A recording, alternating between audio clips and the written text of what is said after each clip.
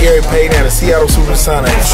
Jay Peter with the Seattle Mariners and Jermaine Kearse. Cliff Averill. Dave Burleson. You're watching NorbCam. NorbCam. You're watching NorbCam. All right, what's up, guys? This is NorbCam coming at you on Blue Friday, the weekend of the Seahawks versus the Redskins coming up. And you are on live here, and this is your chance to do a little Ask Norb, your chance to be part of the show. Call into this number right here, 515-739-1219, and punch in code 696153. And I'll get your questions on best I can for the next hour or so, and we can talk football, Redskins, our last game, and whatever else is on your mind. So hope you guys will tune in and join me, and let's get this thing going. So let's see. We got people. Oh yeah, we got people. We got people in live chat like Garcia14 and Anthony D, Gavon Vo, NASCAR 1000 or something like that. Miguel Cortez of OT Seahawks Savage, MTR 22, Jaker highlights. All around highlights. Who's a Giants fan? I see. Anyway, so call in and let's get some of the conversation going. But just to kind of get things started here, just wanted to kind of look at the state of things right now. It's been a great week coming off of that amazing game against the Texans. I was just watching a replay of it just now, and what an incredible game. I mean, I'm so fortunate to have been there, to be part of such a historic, epic game. But coming off of there, we were flying high. Jimmy Graham with that final catch to seal it. And then Russell Wilson having the game of his life, career high. I see the calls coming in, so I will get to you guys as soon as I can here in a moment. And then in this week that's just gone by since, it's been electric one day after the next. The following day, we found out about the trade, getting Dwayne Brown here, just what we needed, an all-pro, Pro Bowl caliber offensive tackle to help out what we've been missing. And what I feel is, the part of our game that is just hasn't been happening. We got the passing is going, the defense is solid as always, special teams is good. It's just that stinking run game, and the run game now gets a boost having this tackle in there at offensive left tackle. So I'm so excited to see what he can do for us at this game against the Redskins coming up. But just to kind of keep things in perspective, what I'm nervous about here, and I'm always nervous if you watch my stuff, but this has got the recipe for a trap game. Now, we're flying high. It feels like our offense is unstoppable. The Dwayne Brown thing. You got the Redskins coming in here. They're 3-4. They've got a 2-game losing streak, decimated with injuries. I don't even think they can suit all 53 people on the roster because they got so many guys banged up, especially on offense. So it looks like we should just come out and just destroy these guys. But again, you just never know. One week to the next doesn't mean, just because something happened in 1 week doesn't mean it's going to happen the next. And you got to stay focused. You got to stay, hungry. You got to stay humble, and everything one play at a time, the whole cliche like that. But, I was looking at our record. We're 5-2. It feels like, okay, we're on our way. Heck, my 14-2 prediction could still come true. But I was looking back at those games. We could easily be 2-5 right now. And I'm not just saying like a hypothetical if we had lost these games. I'm talking about in these 3 games, specifically the 49ers, the Rams, and the Texans, we were 1 play away from losing those games. And we could easily be just 2-5, feeling like we just got this horrible team. Instead, because those 3 plays went our way, we're 5-2 in first place in the NFC West. That's how close this league is and this division is. So nothing's for granted. And you're never as good as your record says you are, and you're never as bad as you are. So that's why I got to say the Redskins still, got to take them very seriously and very much of a danger. And Kirk Cousins is a good quarterback. That guy's managed, despite injuries all around him, to still, put up good yards. He just has had bad luck the last couple of games. So we got to keep it going, keep the winning streak going, keep the home field advantage going. And I can't wait to get out there on Sunday. And what a shame, man. Arson brought up Deshaun Watson would have been Rookie of the Year if it wasn't for that injury. I agree. I'm totally all in on Deshaun Watson. It's a shame what happened to him. It's kind of curious, because it's very possible that he might have gotten hurt,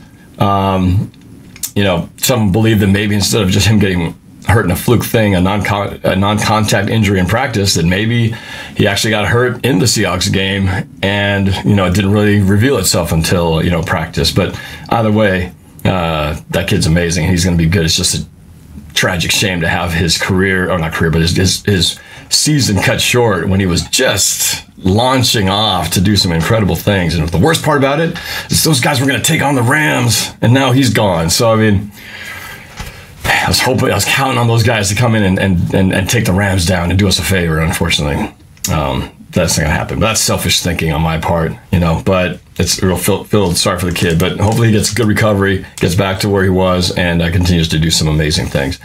So anyway, again, this is your guys' show. I want to get to all your calls as much as possible. So let's see who's on the line here. We got a few on hold right now. So let's start with, who's our first caller? Someone from the 619. Let's make sure. Hopefully this is working.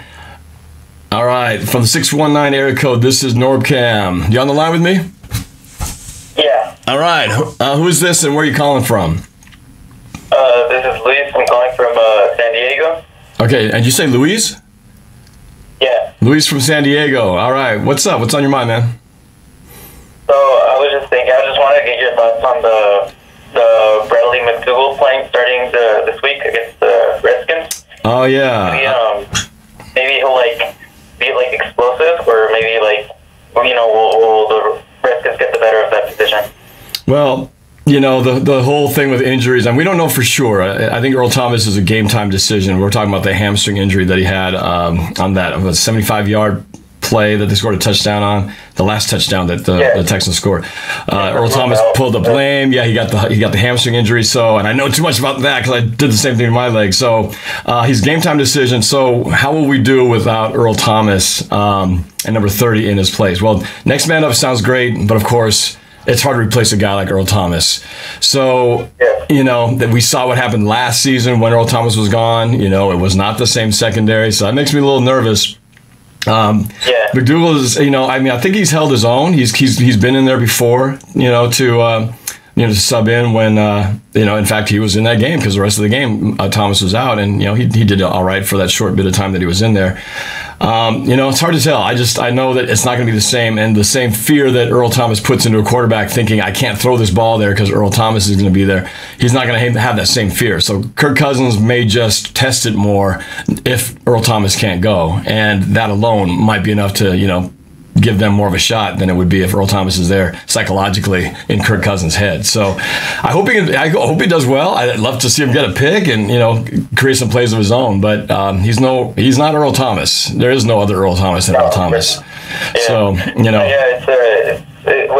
was ruled out, I was like, I don't know, I was kind of panicking. But then I remember that I believe that Bradley McDougall is a better player than our safety last year. What was his name? Nico Norb. Yes, I agree. I think he is better, a little faster, and just has done well in the limited time we've seen him in. So, I think we'll know. Put him to the test, and we'll find out. So hopefully, he'll be like Shaq Griffin, just thrown into the fire and stepping up and holding his own. But we won't know until we actually see it. So, but good call. Again, that's what I'm a little bit nervous about. Just we're obviously flying high, but that Earl Thomas injury. Never good. Yeah. Another thing is, what's your name? Sheldon Richardson. Yeah. And I believe Bobby Wagner and Cam Chancellor. They're ruled as game time positions. Now Redskins are a team that's they're good, but they're not real playmakers. Let's say.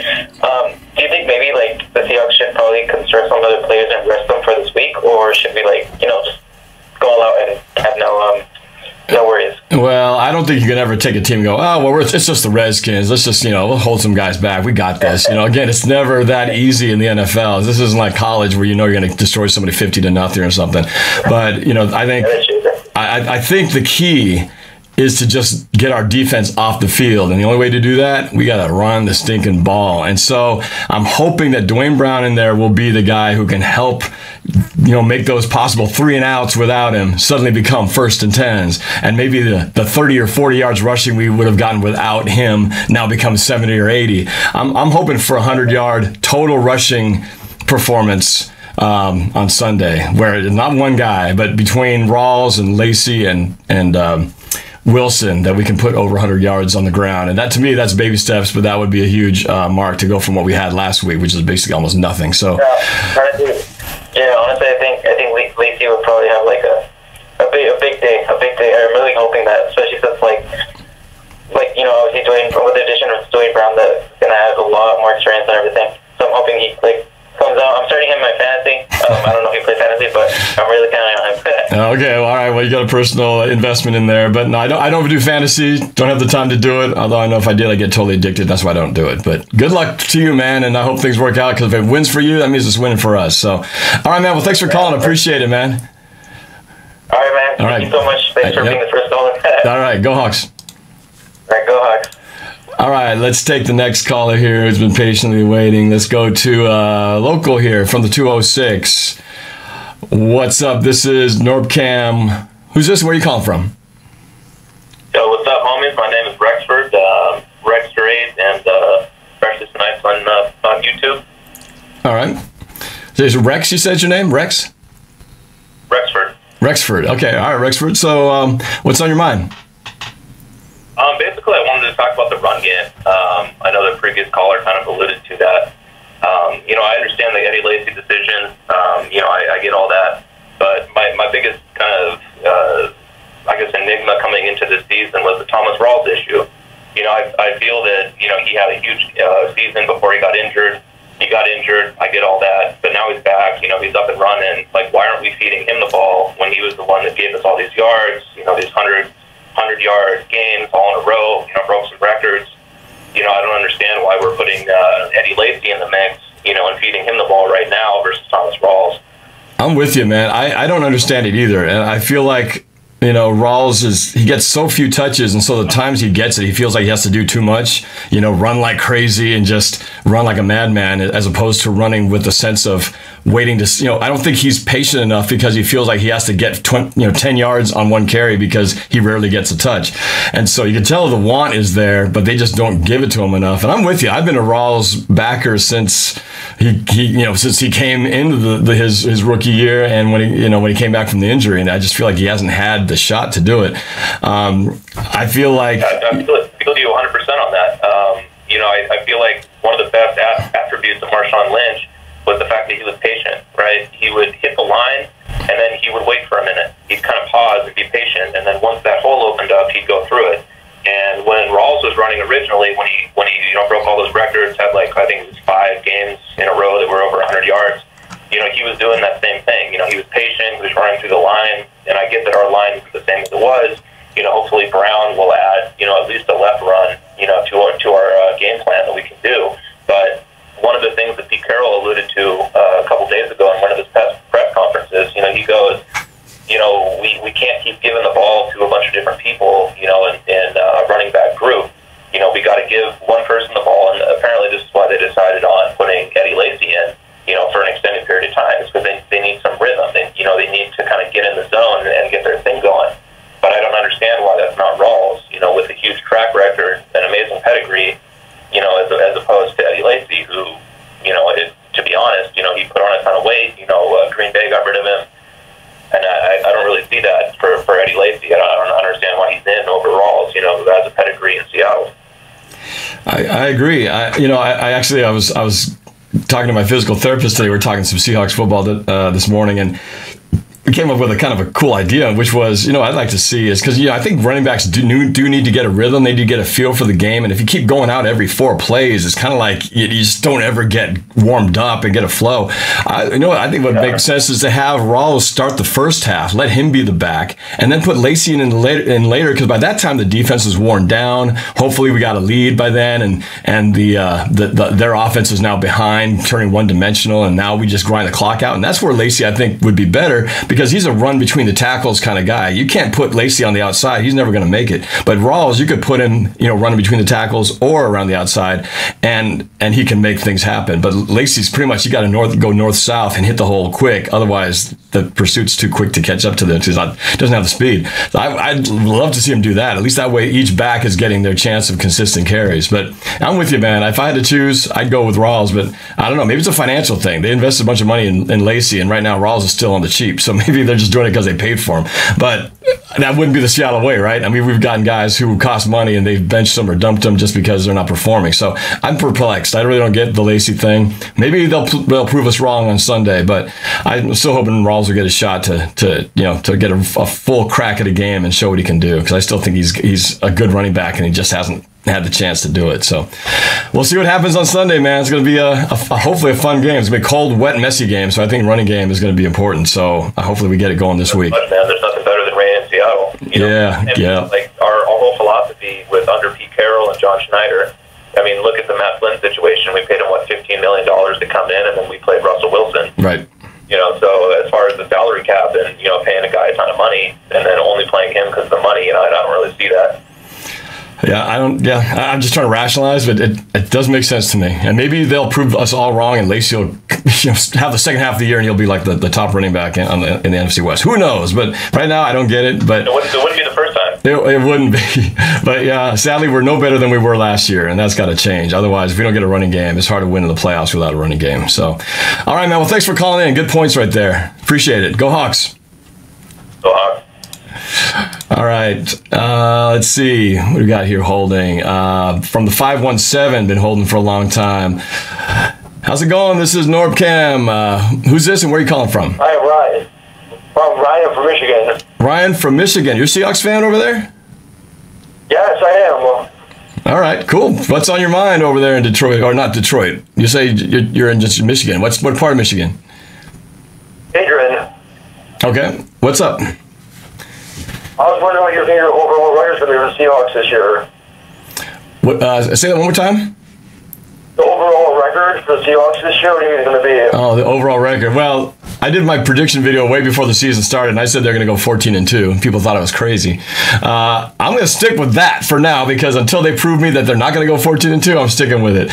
But realistically, the games that are going to be tough coming up here is going to be, the Falcons, the Eagles, the Cowboys. Those are three teams that, they're going to be tough opponents. Luckily, two of them are at home. And, of course, we face the Rams here again.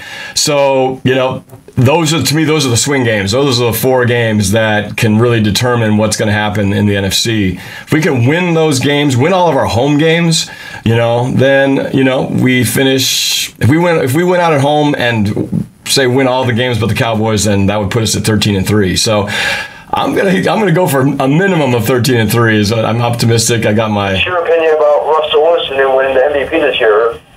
Well, he's definitely off to a start. And with that game, I think he's back on people's radars again. I think people kind of forgot about him and all the noise with Carson Wentz having the year he was having. But now with this game he just had, it's kind of put him back in the conversation. But now he's just got to stick with it and keep the momentum going. Obviously, we're just barely halfway through the season. We haven't even played our eighth game yet. So he's got to, do what he normally does. We always start slow, and so does Russell. So I think if history repeats himself, we should have a very strong finish to the year, and maybe Russell will be right back up in there with that, that conversation. I'm hoping with the whole sports card collector too. What's that?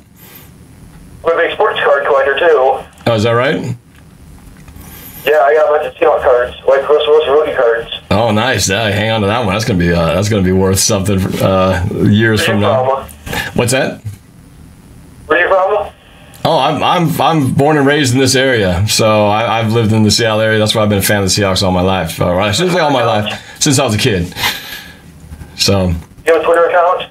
I do. Everything. Instagram, Twitter. You can reach me at NorbCam. So, yeah. You follow me on Twitter? I'll give you my Twitter name. Go ahead and shout it out, and then hit me up on there, and I'll follow you back. What's your Twitter? Can you write it down on a piece of paper? I'll just say it here, and then send me one on the message, then we'll do it there. But if you want to announce it for the rest of the viewers to see, here's your chance. Okay. Regan 8420, REACON 8420. 2-0. All right. You guys got that?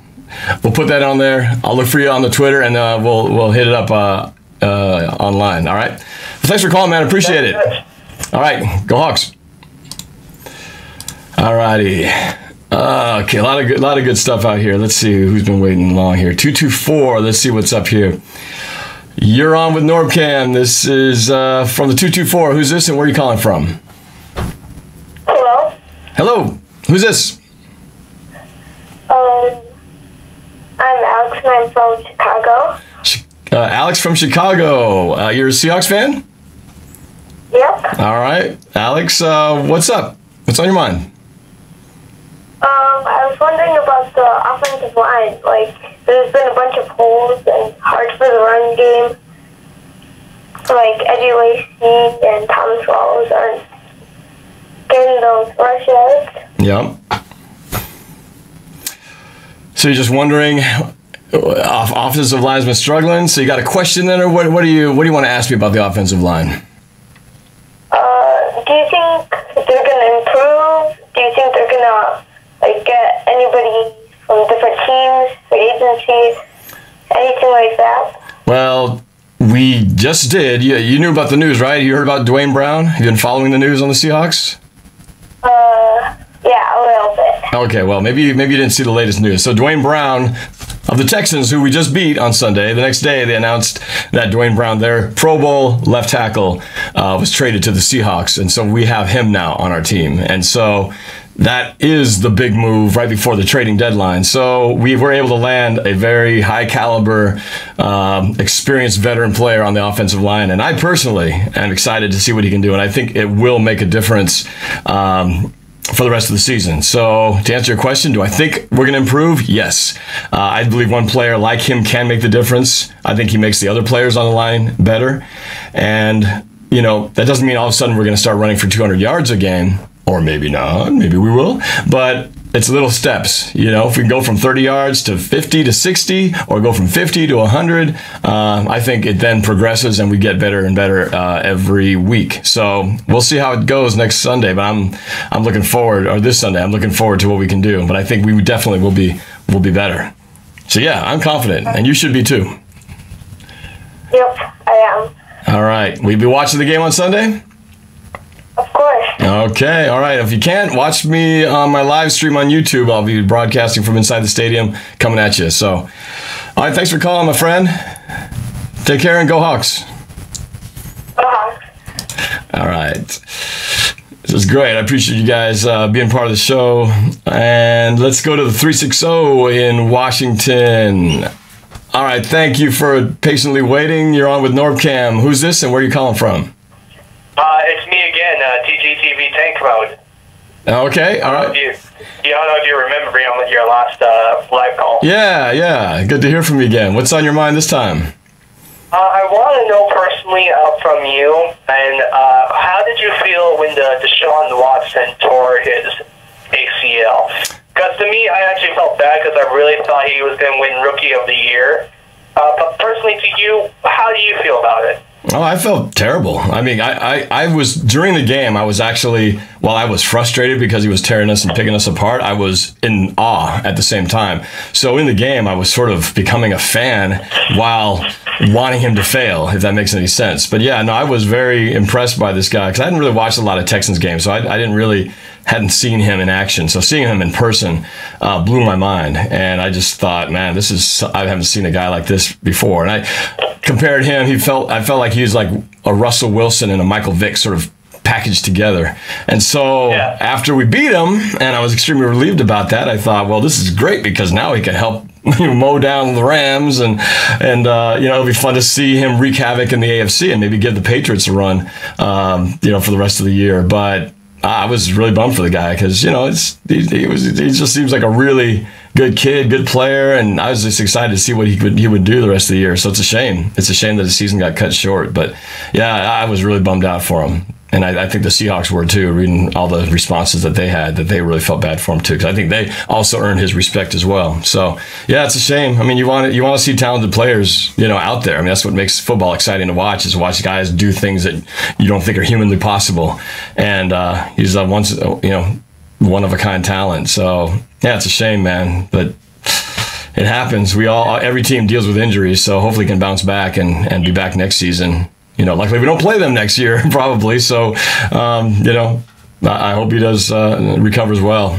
So, yeah. Yeah, and what do you feel about Earl Thomas not playing? How do you think Seattle is going to do without Earl Thomas in this game? Because to me, I feel like Earl Thomas is going to have a huge effect, and we're going to probably have a really close game with the Redskins. But from you personally, how do you feel about him not playing this Sunday? Yeah, I was bummed. I didn't even realize at the time that he had the injury. I remember watching the game, and my buddy Pat went to me and says, "Where's Earl Thomas?" I was like, "I don't know. What do you mean? Where's Earl Thomas?" I looked out there. Yeah, you're right. There's no Earl Thomas out there. It made me nervous because we were trying to close out this game, and he's not there. And I know he wanted to go back in with that pulled hamstring, and they weren't going to let him do it. But no, he's different. He's a difference maker, and we saw that last year. I talked about that. Another caller, brought up the same point. But yeah, no, it makes me nervous because we're not this. There is no replacement for a guy like that, and our team is different without him in there. And so it changes the game, and it changes the way teams attack us. So I think they're more likely to try to throw down the field, down the middle to the, those post routes because he's not there. So we'll see. But that means number 30 is going to have to step in there and prove that he can do the job too and do the best that he can. So I'm hoping that won't be a liability. But there's no replacing him. But maybe he can make a case for his own and like Shaq Griffin, stand up and do a good job and just minimize the damage. Keep the guys. Earl Thomas isn't perfect. He got burned in that first touchdown. So everybody can have a bad play, but we just got to have it be consistent. And I think I feel good about our defense. I don't think we're going to be giving up 400 yards a game, for the rest of that was a fluky last game. So I think our defense will buckle down and Washington is decimated with injuries. So their offensive line is hanging together by glue and toothpicks and thread. So our defensive line should be able to feast on those guys. Should be, which means that would put less pressure on our defensive backfield. So hopefully that's the case. Yeah, I agree. All right. Well, thanks for calling, man. Appreciate it. Go Hawks. And can you do a shout out for my friend Julian Hart? Julian Hart. All right, Julian Hart. Hope you're watching. Go Hawks, baby. Go Hawks, man. Yeah. All right. Thanks for calling. Appreciate it. Yep. All right. Moving the signal on. It's going very smoothly tonight, guys. So thank you again for being part of this.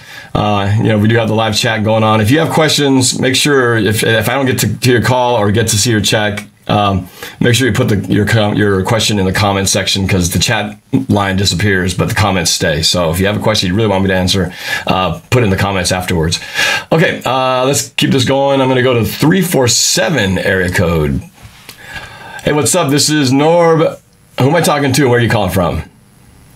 My name is Adnan. I'm from Brooklyn, New York, and I'm curious about what was your reaction when Jeremy Lane failed his physical, and do you think it was positive or negative? That's a really good question. I was going to bring that up. I'm glad you asked that because it's a weird deal, man. When I heard that Jeremy Lane failed his physical, I was like, oh, now what?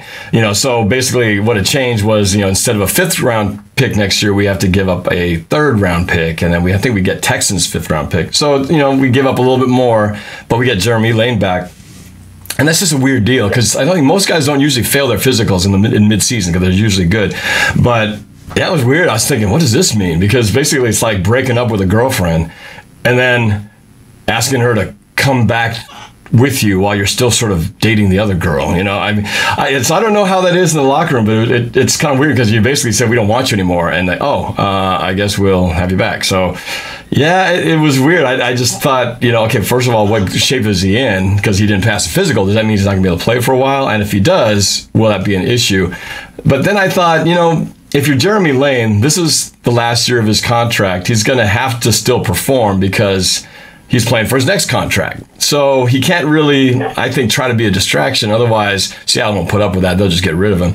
But I'm sure if he's smart, he's going to play. The defense is, they got good leaders in there. I'm sure they'll get things worked out.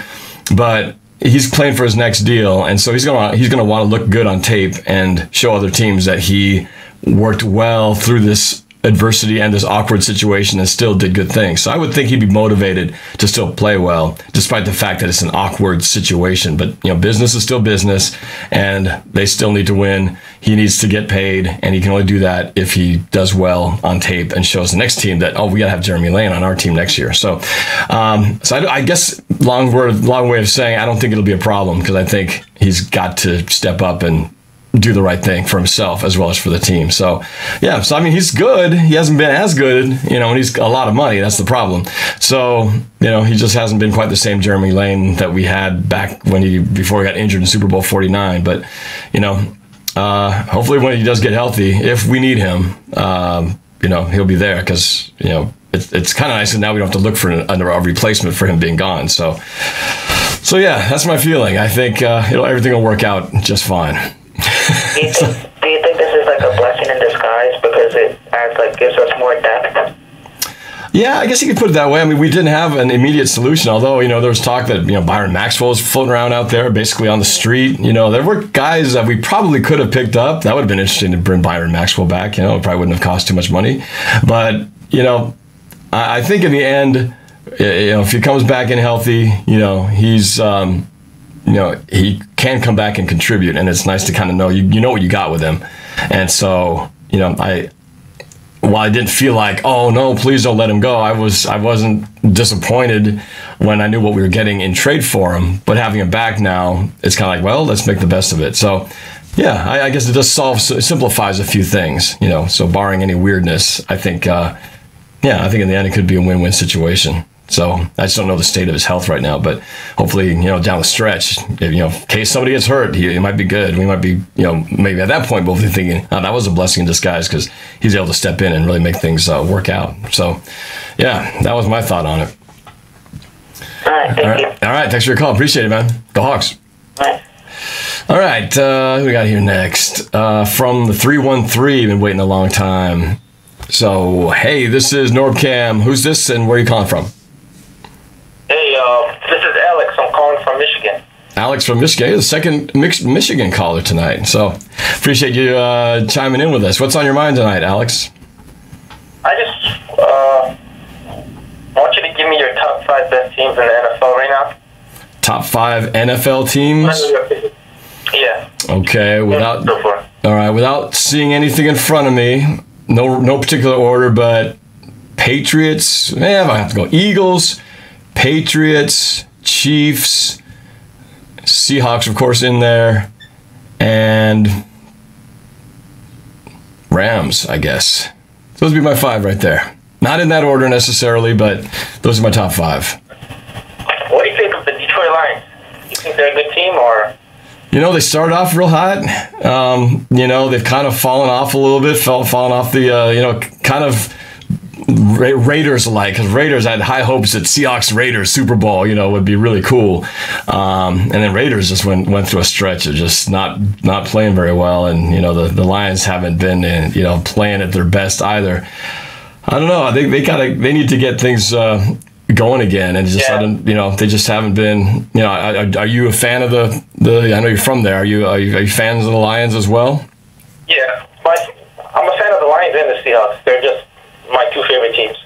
Okay, so what's your take on the Lions? What do they need to do to get to right their ship? Well, the Lions, I know they got a good average quarterback, but I don't know. It's just they don't got a lot of weapons. I say their defense. I don't know if you watch a lot of Lion games, but it's mostly the penalties that get us. Like the flags, and so we just gotta watch out for that. And yeah.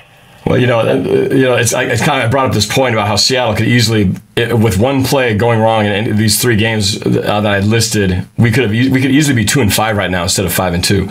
And the Lions last year, they were, and even earlier in the season, if I recall, they're kind of this come from behind team that they'd be down, and then in the last play of the 4th quarter come back and win. And now that's great and very dramatic and all. And we've had our share of those as well. But it's like, when you live on the edge like that, where you're always just coming back from behind, sometimes that you play too much like that, you're gambling, you know, and it just means, you know, you got to be able to not have to rely on that every time.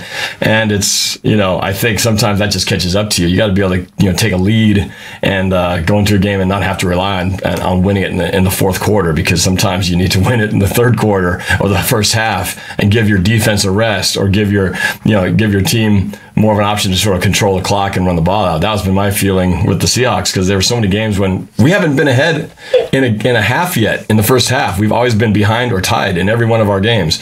And so we need to get a game where we're just like comfortable lead from the beginning and not have to feel like we're scratching and clawing to get back in. And I think Lions have been winning with that formula, but it kind of caught up to them. Is kind of, you know, what I felt with those guys. Yeah. So I was curious if you're a fan of the Lions and the Seahawks when they played in that wild card game last year. How do you watch two teams that are your favorites going against each other? I never understood how people do that. Weird.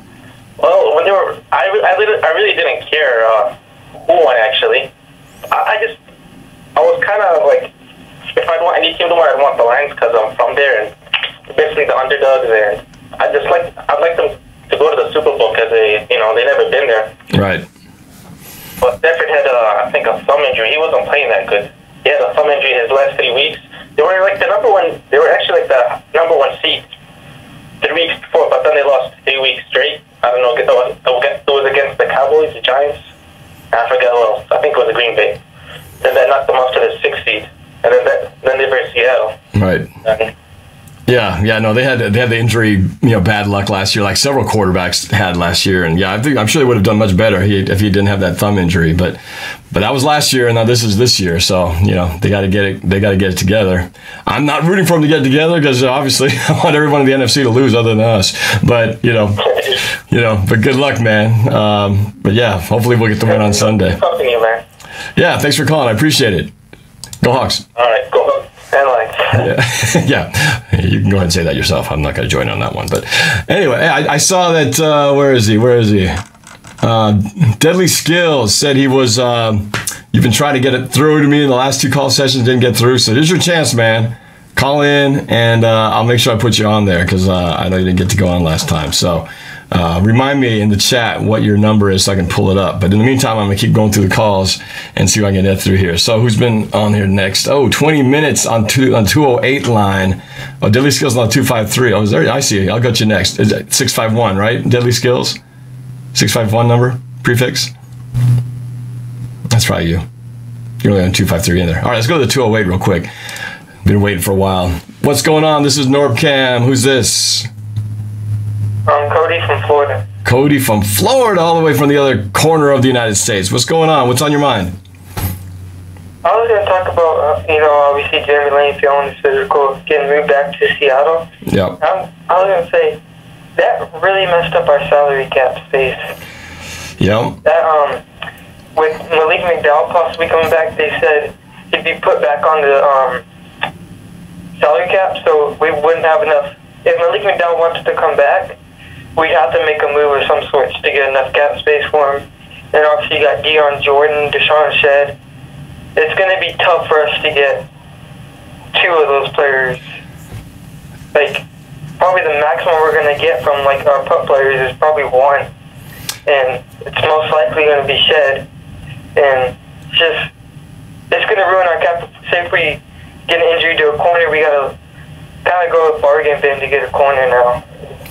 Yeah, I know. I don't know enough about how the whole salary cap works. I figure those guys, they got guys whose whole job is to manage the salary cap. So I figure those guys will work all that stuff out. You know, they obviously they got creative with Wilson's deal so they can save some cap stuff, move things around. So I don't know. I feel like those guys have ways they can move things and, without having to give up too much. At least I'm confident that's the case. I'd rather have the problem that we have too many talented guys, and I guess have to figure out a cap space issue than feel like you got nothing and a ton of cap space with no talent. So I guess this is a better problem to have because, we've got this kind of logjam of guys and a salary cap issue to work on. So I figured there's a solution in there. There's got to get it worked out.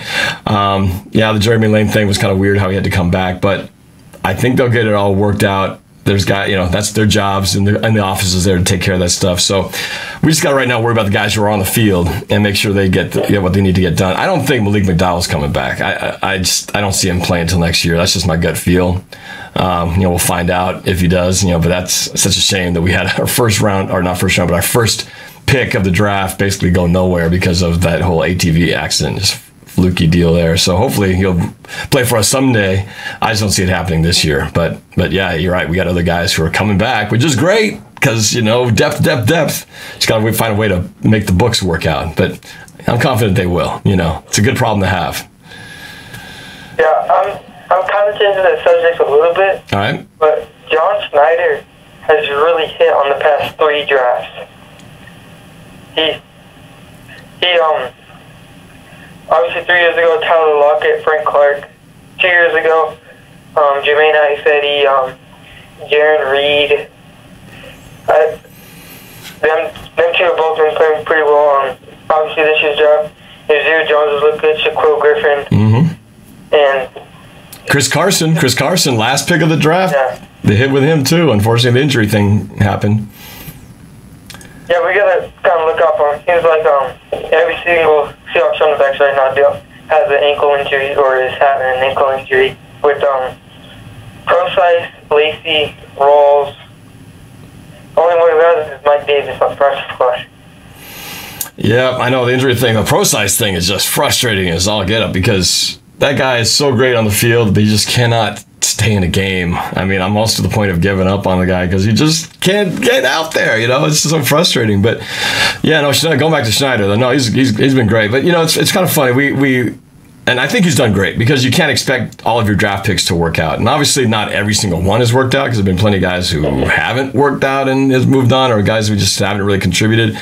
But when you get at least 2 or 3 guys who have really made an impact, and I think they've been pretty consistent with doing that, got to feel pretty good about what your general manager is doing. But yeah, no, we've had great, Nazir Jones has been great, and yeah, Fetty, while he frustrates the hell out of me sometimes with his holds and false starts, he's still, I think, pretty solid, and coming together.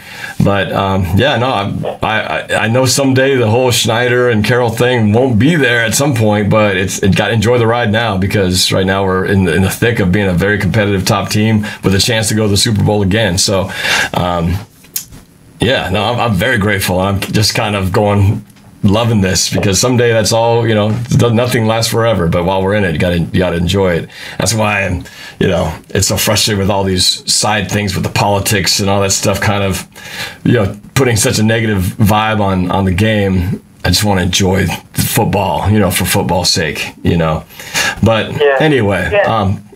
But that's, I've been watching the Patriots game with CJ Procise, and I'm thinking, this is a running back of our future. He looks amazing. Then, obviously, next week, after he scores, like an 80-yard touchdown against the Eagles. Yep. In that same game, breaks his scapula or whatever it was. Yep. Yeah, he was amazing in those 2 games, and then we never got to see him again, Amazing what he could have done in the playoffs if he could have actually been around for it, But again, sometimes the most important ability is availability, and that's, the whole thing. You can't contribute if you're not on the field. So hopefully he can get out there and do something, but it's just, it's been tough to watch because he can never get on the field. All right, man, thanks for your call. I appreciate it, man. Go Hawks. All right. Deadly Skills, man. Finally getting you on here, man. What's up, bro? Hello? Is this Deadly Skills? NorbCam? Yeah, this is NorbCam. Is this? I was trying to get Deadly Skills on there. This isn't him, is it? No, this is not him. Oh, I thought this was. I thought this was 253. Anyway, okay. Well, who's this and where are you calling from? Hey, I'm going to Puyallup, actually. Oh, Puyallup. Okay. All right. What's up? And what was your name? My name's Jay. Say again? And, hey, I actually have a question that I've been thinking about for a while. What are your thoughts on Percy Harvin's career overall? Percy Harvin. Wow, that's an interesting name from the past. Percy Harvin. I've been asked that before. Was he a waste of money? Was it this and that? I guess I can only speak to what he did while he was with the Seahawks, which is a very short amount of time. The way I look at it is I'm glad we had him for the time we did, because when he was on the field, he did some very explosive things, and most importantly, during the Super Bowl. And to me, he was like, we basically had to rent a player for a couple of games, but primarily in the Super Bowl, he kind of was an insurance policy to make sure that we won that game. But that kickoff return in the second half, basically to me, that iced it, pretty much secured that we were going to win that game. And you know, who knows if he doesn't get that kick return, does Peyton Manning come back and start scoring some touchdowns, make it more of a competitive game? But I think that kickoff return alone sort of sealed the deal for the Seahawks. And so if having him and going through all the stuff we went through ensured that we won Super Bowl 48, well, I'm good with that, because Super Bowl 48 is the lone championship that we've got, and I'm glad we got it. So that's kind of my look at it. Afterwards, his career just sort of fizzled. He went to a couple teams. I think it was the Jets and then the Bills, isn't that where he went to? And he just sort of quietly retired.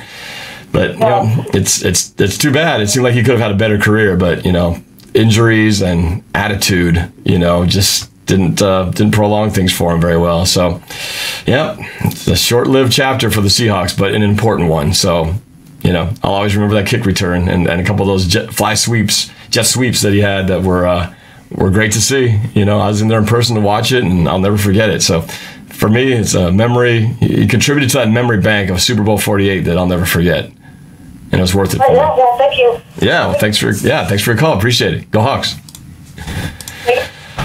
All right. Well, I don't know where you are, Deadly Skills, because I don't see 253 on here. So I was looking for you, but in the meantime, I'm just kind of going in order.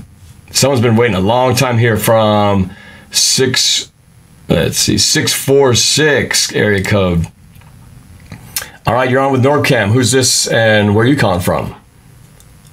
NorbCam, this is Gangrene David. Oh, I should know your number by now, but I don't. David, congratulations. Guys looked good last night. Oh, it was amazing. Probably one of the greatest games I ever went to. Our defense looked amazing. The offense really clicked. The 38-year-old veteran really showed his skills with the legs. The run game looked pretty great. And honestly, it was just outstanding to watch. We pretty much just trounced on the Buffalo Bills on primetime football, and it was great to see. Yeah, you guys were swarming. The defense was good. The running game, you know, running backs were making moves and churning out chunks of yards. And yeah, the quarterback looked good too. I mean, yeah, you guys look like a good team. It's funny how things play out, because everybody was talking about the Jets are just trying to fold this year and win to get the #1 draft pick. And, you know, you guys are should have won games away from being close to the top of your division. So, you know, happy for you. Happy for you, man. That was a good win for you guys, for sure. It was a great win, although I actually am going to say this. If it wasn't for those little mishaps, we could be at most 7-2. But you know, we fell apart during the Falcon game, and congrats to Sleeta, by the way. Congrats to the Falcons on that game. But you know, I'm glad of the outcome of last night. I mean, the stadium was rocking for the first time in like a long time.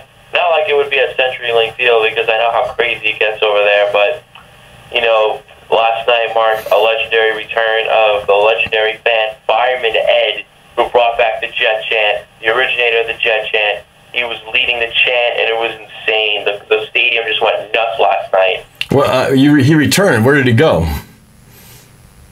No, he's always been at games. He just hasn't been doing the chant. Oh, he'd stopped doing the chant. He just finally started doing the chant again. Yeah. Oh, okay. Yeah, you know, he's famous. That's cool. Well, you guys needed a game like that, a good feel-good, pick-me-up kind of game. So, you know, that's great for you guys. You know, there's still a lot of games left in the season. Anything can happen. You know, it's anyone's division right now, unless you're the Browns or the 49ers. Big one next week against Tampa Bay. Hopefully we face our former quarterback, Ryan Fitzpatrick, although I don't know if Winston's going to play. But if Winston doesn't, it looks like we'll be going to our old nemesis, Ryan Fitzpatrick. What a roller coaster that was with him last year, wasn't it? Oh, yeah. It was terrible. But yeah. You guys got a big game yourself against the Washington Redskins. Yep. How you guys looking into it? Well, you know, it's a game that on paper we should win. I think we're favored by 8, but the nervous part of me always thinks, yeah, this is a making of a trap game with any team can come in and beat anybody, and shock you.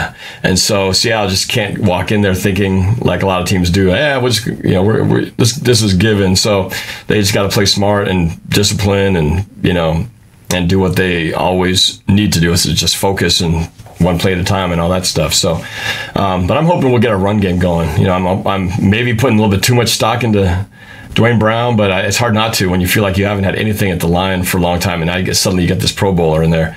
And I'm hoping he'll do some great things and spring our backs for a few good chunks of yardage. I'd love to see that and just get that part, which has been missing all season, some decent running game. So yeah, I'm hoping that's what kind of comes out of this game. A nice, comfortable win with a nice, more balanced attack with Russell throwing for, high 200s and a lot of rushing. More this game.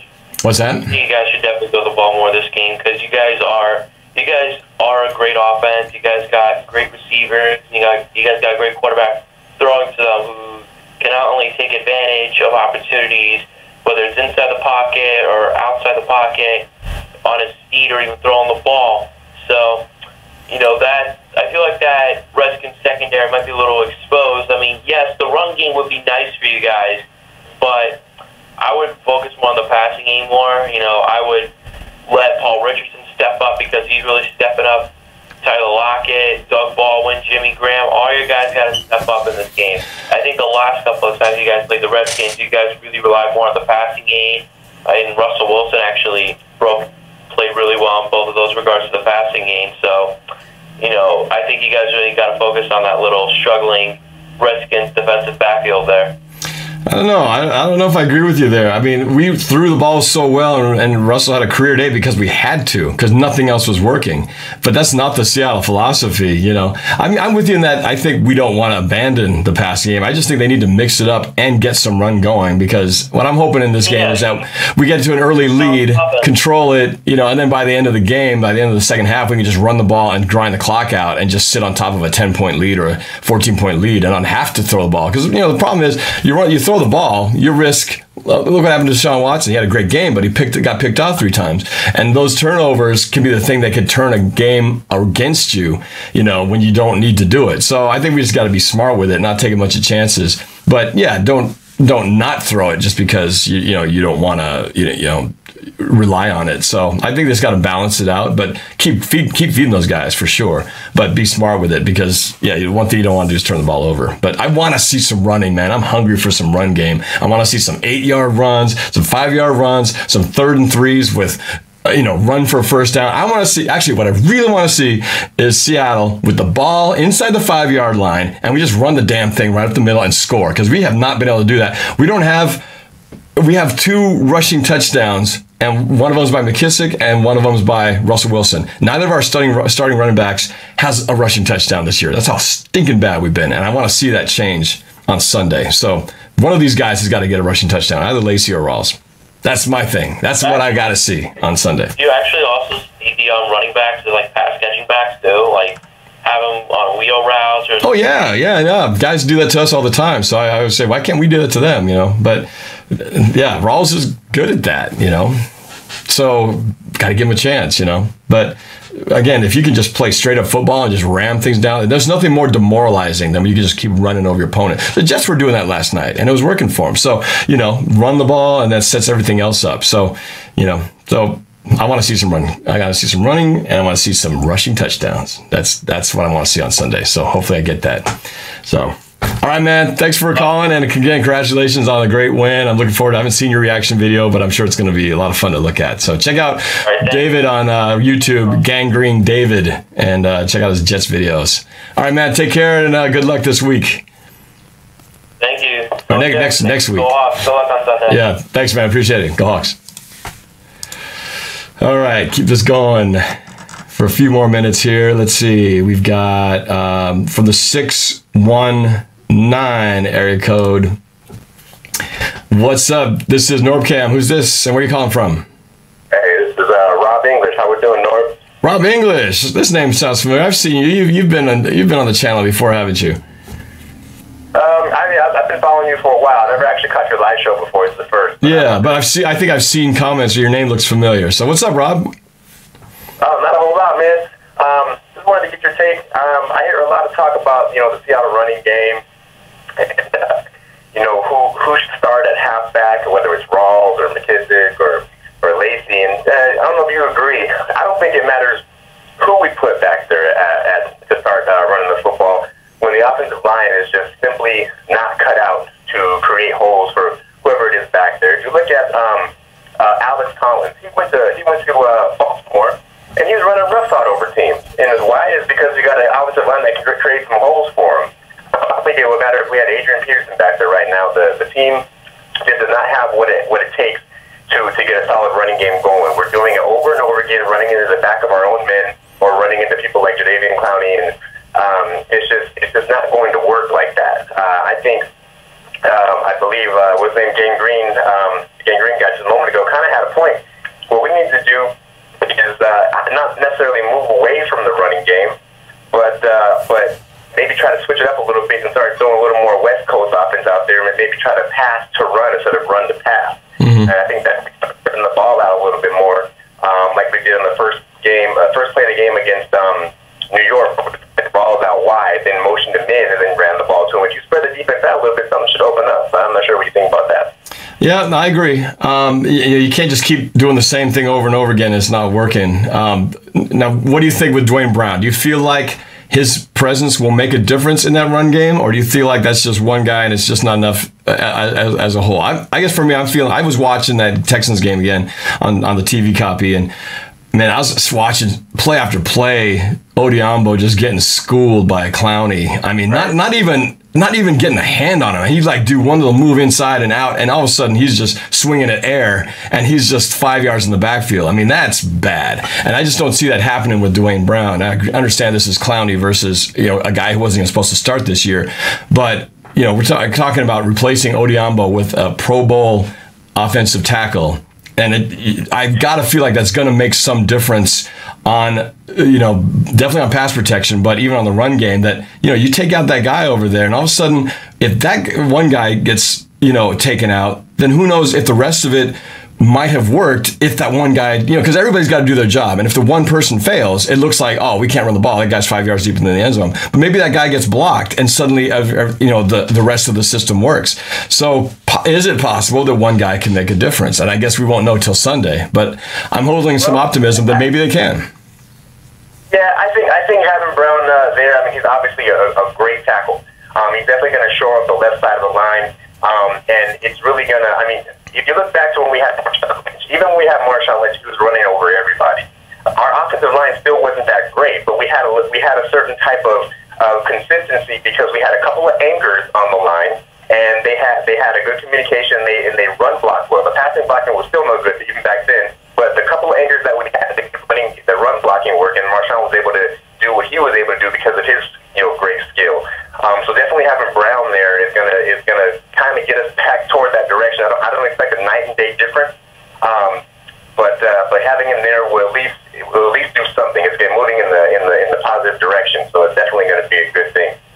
Yeah, I agree. I guess I'm trying to look at this optimistically that him being there will make some difference. And again, not being able to rush the ball, being a threat to run the ball in the end zone within the 5 yard line is ridiculous. And I think we've got to be able to, you've got to be able to at least make them think that you can. And I'm hoping that Dwayne Brown being in there will tip the scale towards that we can at least run to the left side and have a chance of getting a rushing touchdown. Because right now I feel like if we don't score, or if we don't get a touchdown outside the 10 yard line and we get stopped in the 5, I'm panicking. I'm like, oh, we're dead now because we can't score inside the 5 yard line. It just doesn't happen. So hopefully this guy can make it happen. But like I said, I really want to see a rushing touchdown by one of our starting running backs. That's what I'm hoping to see on Sunday, and maybe Dwayne Brown will be the difference there. So we'll see, man. But I'm with you. It's going to have to, something's got to change. But that's one guy that can make a difference. Thanks for calling, man. Norb, thanks for taking my call, man. I appreciate it. Hey, listen, I don't want to plug myself on your channel or anything, but I sent you an email to your NorbCam email address. I hope you get a chance to look at it. I got a show. Me and my people have a show, and we'd love to have you as a guest on it, man. So if you get a chance to check your email, hit me up and respond, and love to hear from you. Okay, all right. I'll look for it. Thanks for the invite. Appreciate it, man. All right, man. Okay, all right. Go Hawks. All right, a lot of talk about the running game, rightfully so. Deadly Skills, man. I am looking for you on the line. 795 with a 253. I do not see 253 in here, so I don't know if you're not calling in or what, but I do not see you in there, buddy. I'm looking for you. But in the meantime, let's go to the 703. What's up, man? This is NorbCam. You're on. Who's this and where are you calling from? Sorry about that. I had a call.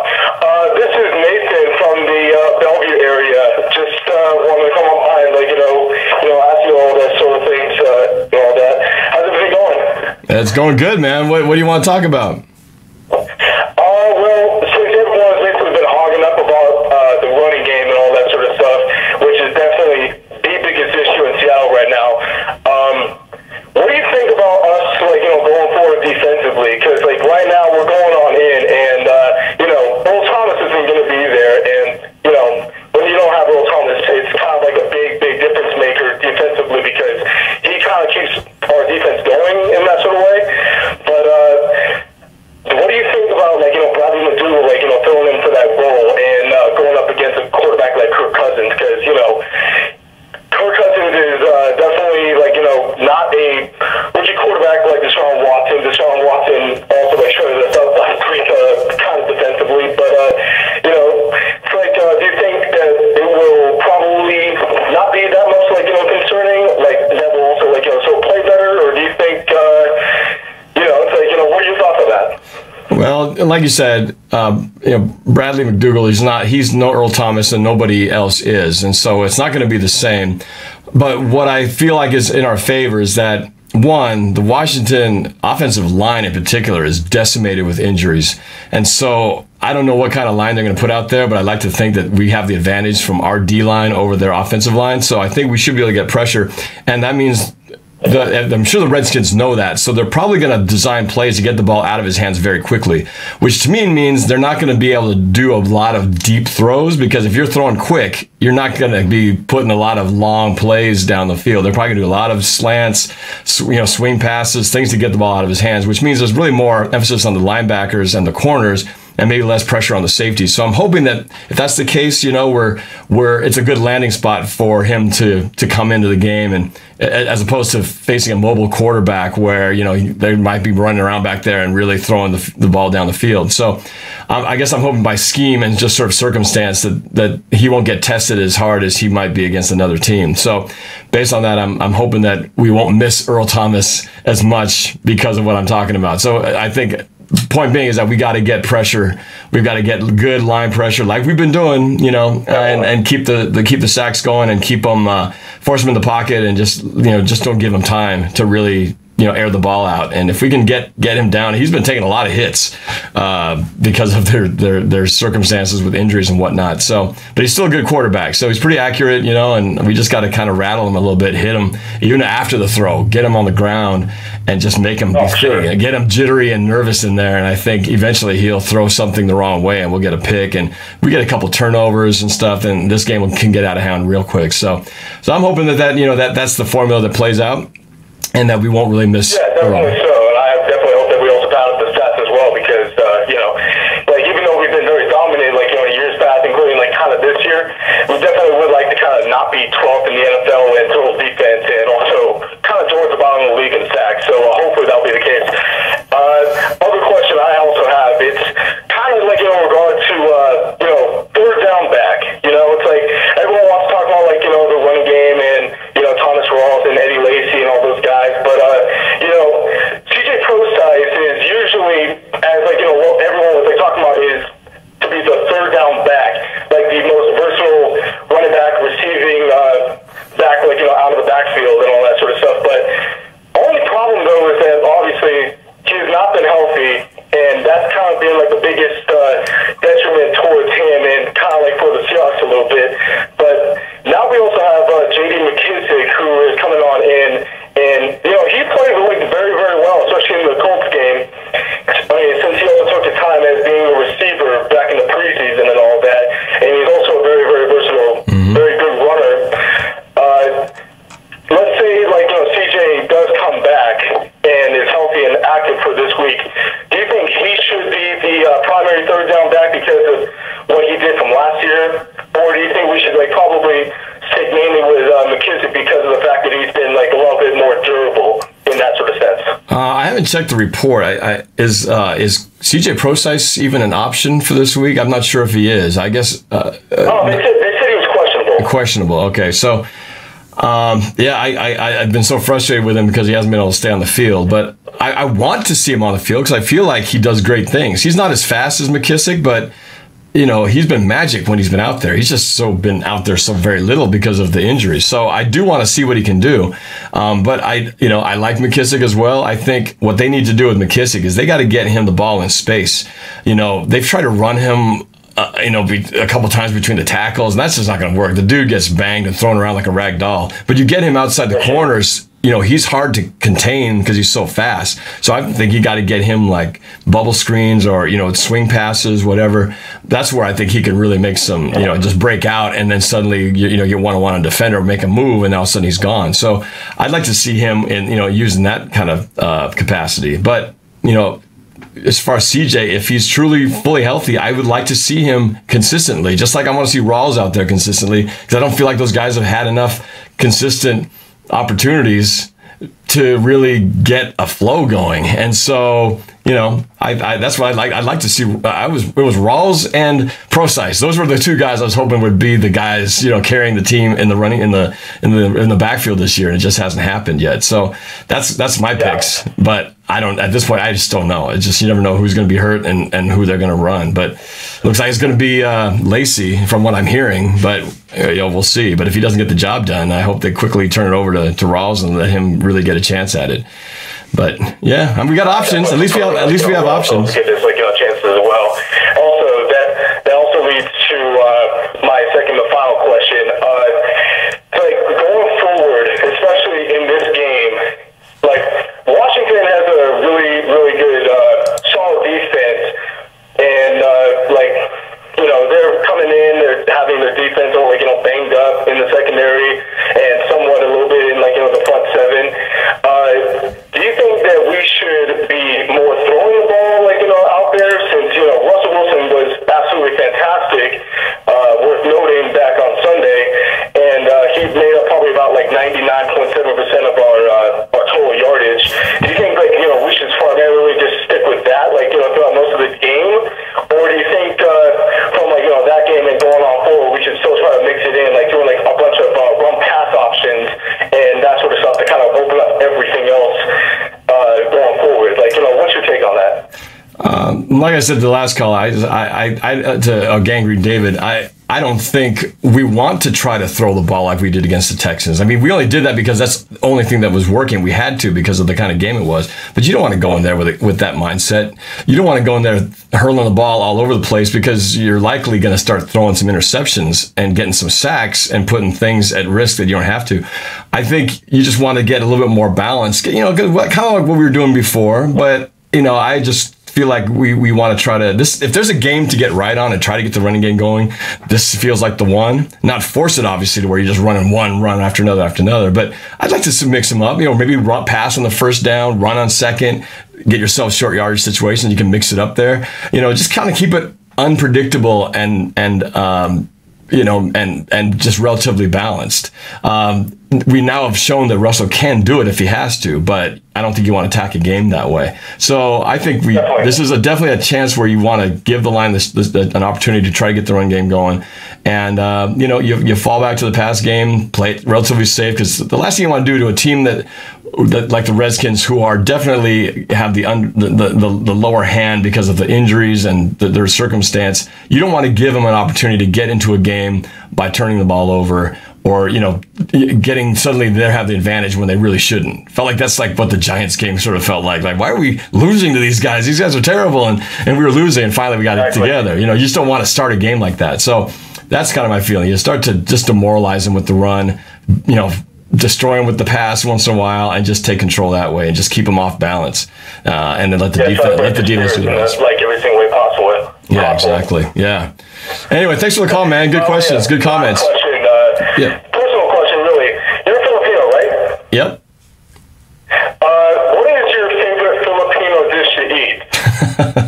I got a few in there, man, but you know, I like lumpia's always good. I like adobo, pancit. I'm kind of listing everything, but you know, pancit palabok is really good. That's my wife's favorite. I like it too. Pancit, yep. Oh, that's good stuff. Yeah, that's right. Also, like a Filipino, I definitely prefer that sort of stuff. But I'm not gonna. Don't give me. Well, man. Just don't give me any balut because the half-developed chicken embryos, I can't do it. I tried to, I couldn't do it. So I'm not going there. So. Yeah, I definitely feel where that we're going. Anyway, I appreciate you having me on here with you. Yeah, my pleasure, man. Thanks a lot for calling in. All right. I appreciate it. All right, go Hawks. And hopefully I'll be at the game also on Sunday. All right. Well, if you go, hopefully see you down there. Yep. All right, go Hawks. All right. Let's see a few more here. Let's see who's been on for a long time. Let's go to. I didn't realize I had two lists of calls on this page here. All right. Let's go to the 801 area code. What's up? Who's this and where are you calling from? This is Ben Stout. Ben, and where are you calling from? I'm from Maryland. Maryland. All right. Seahawks fan? Yeah. All right. What's on your mind? How do you think we're going to be playing against Jimmy Garoppolo in Week 12? Well, that's a really hard one to say. I mean, I know that there's a lot of excitement for the 49er nation to be getting, a quarterback, which, is, I don't think he's really proven himself yet because he's only played in a handful of games. And yeah, he did pretty well, but I got to see how he does, and it'll be interesting to see how they decide to use him because their season's lost. I'm sure that the last thing they want to do is take their brand new prize quarterback and put him in harm's way. But they got to kind of put him out there so they can see what they've got. So I guess I'll have a better opinion on that once I've seen them play together a little bit. Because right now the 49ers are just such a young, rebuilding team, kind of a mess. And I just don't have a good sense as to how Garoppolo is going to fit into that team. But, I feel like any team can get you if you're not prepared for them. So hopefully by the time we play them, we'll have some tape on him and Seattle will be prepared and won't let anything surprise them. But, I'm definitely thinking, okay, well, they're going to be better than they were before they had him. So, there's definitely just that much more to take them seriously and not think we're just going to steamroll them because I don't think they're going to lose every game. They're going to beat somebody and it better not be us. So that's my thought on that. Yeah. Anything else? How do you think we're going to do without Earl Thomas?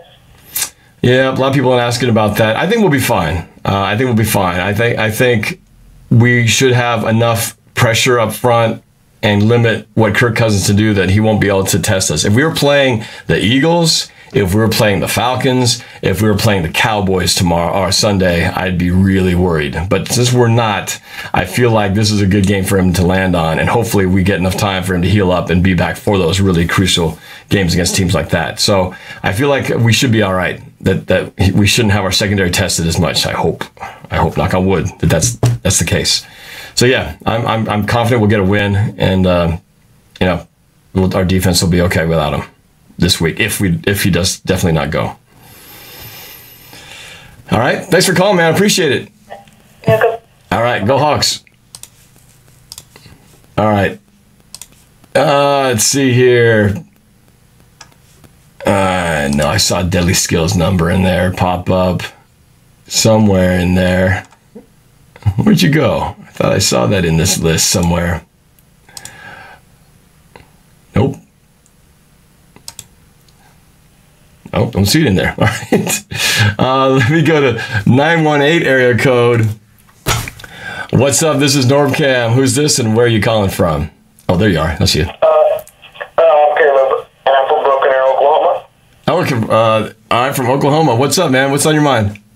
I wanted to know, as of this year, do you take the Rams as a contender in the division, or do you think it's still going to take them a couple of years to reach that status quo?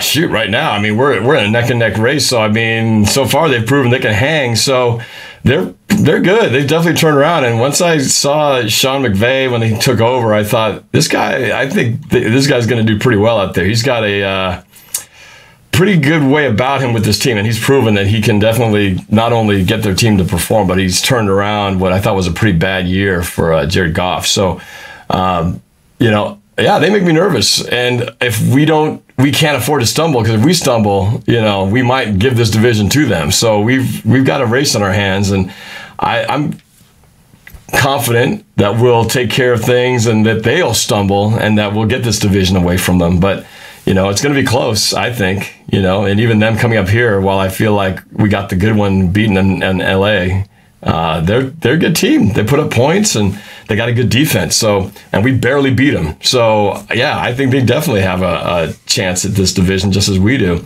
And it's going to take, I feel like this whole season is like a big nonstop playoff.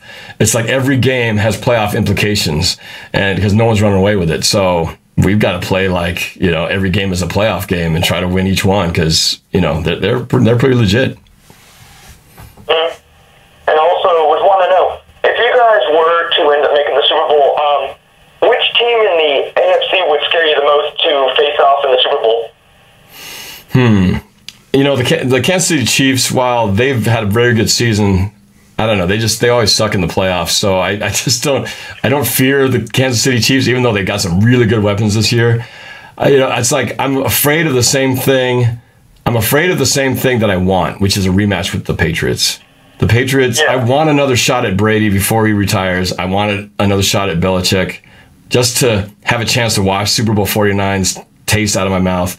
So I really want to face those guys again. And it's very possible we could. Right now, we're on a collision course if both teams play the way that they continue playing where we are right now. But I'd be scared as heck. I'd be like, oh, crap, we have to actually play them in the Super Bowl. Damn. But I want that. So it's a weird mix of what you actually want and then be careful what you wish for. But in the end, I'd want that. Because if we don't, I'll always wonder what would have happened if we played them again. So that's what I'm hoping for. But other than that, I don't know. Nobody else really scares me out of the AFC. The Steelers are pretty good, and I wouldn't mind a little revenge on them too. But I guess the Patriots right now, they're the team that jumps out as the one I'd be most nervous about. Yeah, and of course, come from Oklahoma, I have a few Chiefs fans down here and there. Yeah. Happy that they're winning. I'm like, I just don't know if I can trust the Chiefs in the playoffs yet. I don't know if I trust them to make a deep playoff run with Alex Smith. Well, he's been different this year, and it's like you got to prove it. Just like Seattle hadn't won a playoff game since 1983 until they finally did it in 2012. But once you do, suddenly it changes it. You can now you can put that away and say, well, okay, we broke that streak, and maybe Alex Smith finally wins a game, and then all of a sudden people will say, okay, well, all right, he can win one now in the playoffs, and that could change everything. But until they do, it's kind of like the Falcons. Now they have to, basically until they win a Super Bowl, no one's going to believe they're going to win it, because they're all going to believe he's going to choke it at some point. Even if they make it back to the Super Bowl, until the clock rings 0 in the fourth quarter, everyone's going to be thinking, but they might lose it, because no lead is safe with them, and they had that happen again earlier this year. So Falcons even look kind of a little bit vulnerable, but they still scare me, because I know they're still a talented team. So, yeah, it's a great, very even type of season. No clear runaways, but not quite yet. Not yet. It'll start taking shape in the next in the next month. By December, we'll have a pretty good idea who are the true contenders, who are the pretenders. But it's gonna be fun. So it starts with Sunday though. We gotta show it up and do our thing, and walk away with another win. Yeah, well, thanks for calling, man. I appreciate it. Yeah, man. All right. Go Hawks. Go on. All right. Let's see here. I saw you, Deadly Skills, and then you disappeared. I don't know what's up with that. But anyway, somebody from, let's see. Somebody said 845. I'll put the 845 up here. What's up? This is NorbCam. Who's this, and where are you calling from? I just have one thing to say. Yes? Seahawks suck. Seahawks suck. Seahawks suck. Okay. All right. Well, that was worthwhile there. Let's go to somebody else who's been waiting a little bit longer. From the... let's see. All right. We're going to wait for about an hour from the 702. All right. What's up? This is NorbCam. Who's this? Justin. Justin? And where are you calling from? Nevada. Nevada. All right. What's on your mind? And first of all, black color was that was pretty gay. All right, I don't know what that was all about, but moving along here. I don't know, I heard some profanity and something about being gay. So anyway, moving to the 360. Let's open this one up. Been waiting for a long time. So you're on with NorbCam. Who's this? This is Noah from Michigan. Noah from Michigan, third Michigan caller today. What's up? What's up? I have a question for you. What's your Super Bowl predictions for this year? Super Bowl prediction. Shoot, man, I was just talking about that with the previous caller. I think, of course, I'm positively thinking the Seahawks are going to make it to the Super Bowl this year, and I want the Patriots. So, that would be my first prediction of who's going to make it. Otherwise, the other team right now obviously is playing lights out. The one defeated Eagles, they're looking pretty good. So, they've got a pretty good shot at making it all the way as well. And then the Chiefs and Steelers, to me, those are the other two teams in the AFC that seem to me stand out as front runners. So I guess some combination thereof, looks like the teams that could make it. But I'm counting on, I want a Seahawks. I don't know how much longer Tom Brady's going to be around. So this might be the last year we can have a chance to face him. So, what's that? Says he wants to play 5 more years. Well, he wants to play 5 more years, but if he will, I mean, who knows? Maybe he'll defy the laws of aging and manage to pull it off. But he's been doing pretty good. The way the season started, now to be back in 6-2 and in control of their division again. I mean, that combination is frustratingly good. But that's why I want a shot to beat those guys because I want to avenge Super Bowl 49. You know what I mean? Yep. Yeah. So another question is, how do you think Russell can get MVP in this season? Well, I think he definitely put himself into the conversation with that performance last week. People have kind of forgotten about him, and sort of our offense has kind of been sort of lost in all this stuff that everybody still thinks about us as a defensive team. But I think Russell got the spotlight back on him a little bit, and now I think it's just a matter of how he plays the rest of the season. And I said before, if history repeats itself, that's a very good sign that Russell will have the potential to be another MVP candidate if he can finish like he usually does. He usually has a better second half of the season once we kind of get in that after the first 8 games. So if he can finish strong like he usually does, then I feel pretty good that he could earn that. But it's funny. I really don't want him to be throwing the ball so much that he would have to be in the conversation, because I'd rather us start to have some running game and have some balance to where they don't have to rely on him throwing it all the time. But it's nice to know that we can if it comes down to it. And that game was awesome to have for confidence and to get other receivers other than Doug Baldwin, catching the ball and making plays, because Doug Baldwin had a quiet day, yet all the other receivers are the ones who stepped up, particularly Jimmy Graham. Also, what do you think we need more right now? Another O-lineman or a defensive back? I think we're pretty good on defensive backs at this point. I mean, Deshaun Shedd coming back. Now they've got Jeremy Lane back in the mix. It's kind of a lot of guys, and then some younger guys who haven't really played that much. So D-line, I feel like, with Averill out and questionable whether he'll even return, he might retire after this. I mean, I feel like D-line is the place we need more depth at, because while we did beef it up this year, you just always can never have, maybe Malik McDowell does come back at some point, probably not this year, but maybe we'll have him next year, and we'll almost feel like we got a bonus guy because he didn't play at all this year. So I'm hoping he will at some point contribute. So, at some point, linebacking core, is going to start needing some depth as well, because, we've had those guys, Bobby Wagner and KJ Wright have been there for a long time, but they're not going to be there forever. So at some point we have to start looking for the next guy who's going to take their places. So, linebacker might be around the corner of, places we need to start really beefing up. About that. What's that? Pretty sad to think about that. Yeah. But yeah, I mean, we're in a good spot, I feel, personnel-wise, but just got, running game is only one thing that we're just missing. If we get that thing flowing to a decent, level, I think we'll have the complete package. So, yeah, well, thanks for calling, man. I appreciate it. Thanks for hanging on for so long. Go Hawks. All right, go Hawks.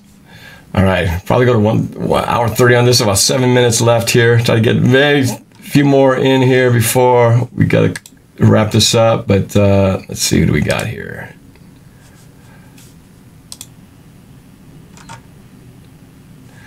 All right, this might be finally it. Is this finally? Is this him?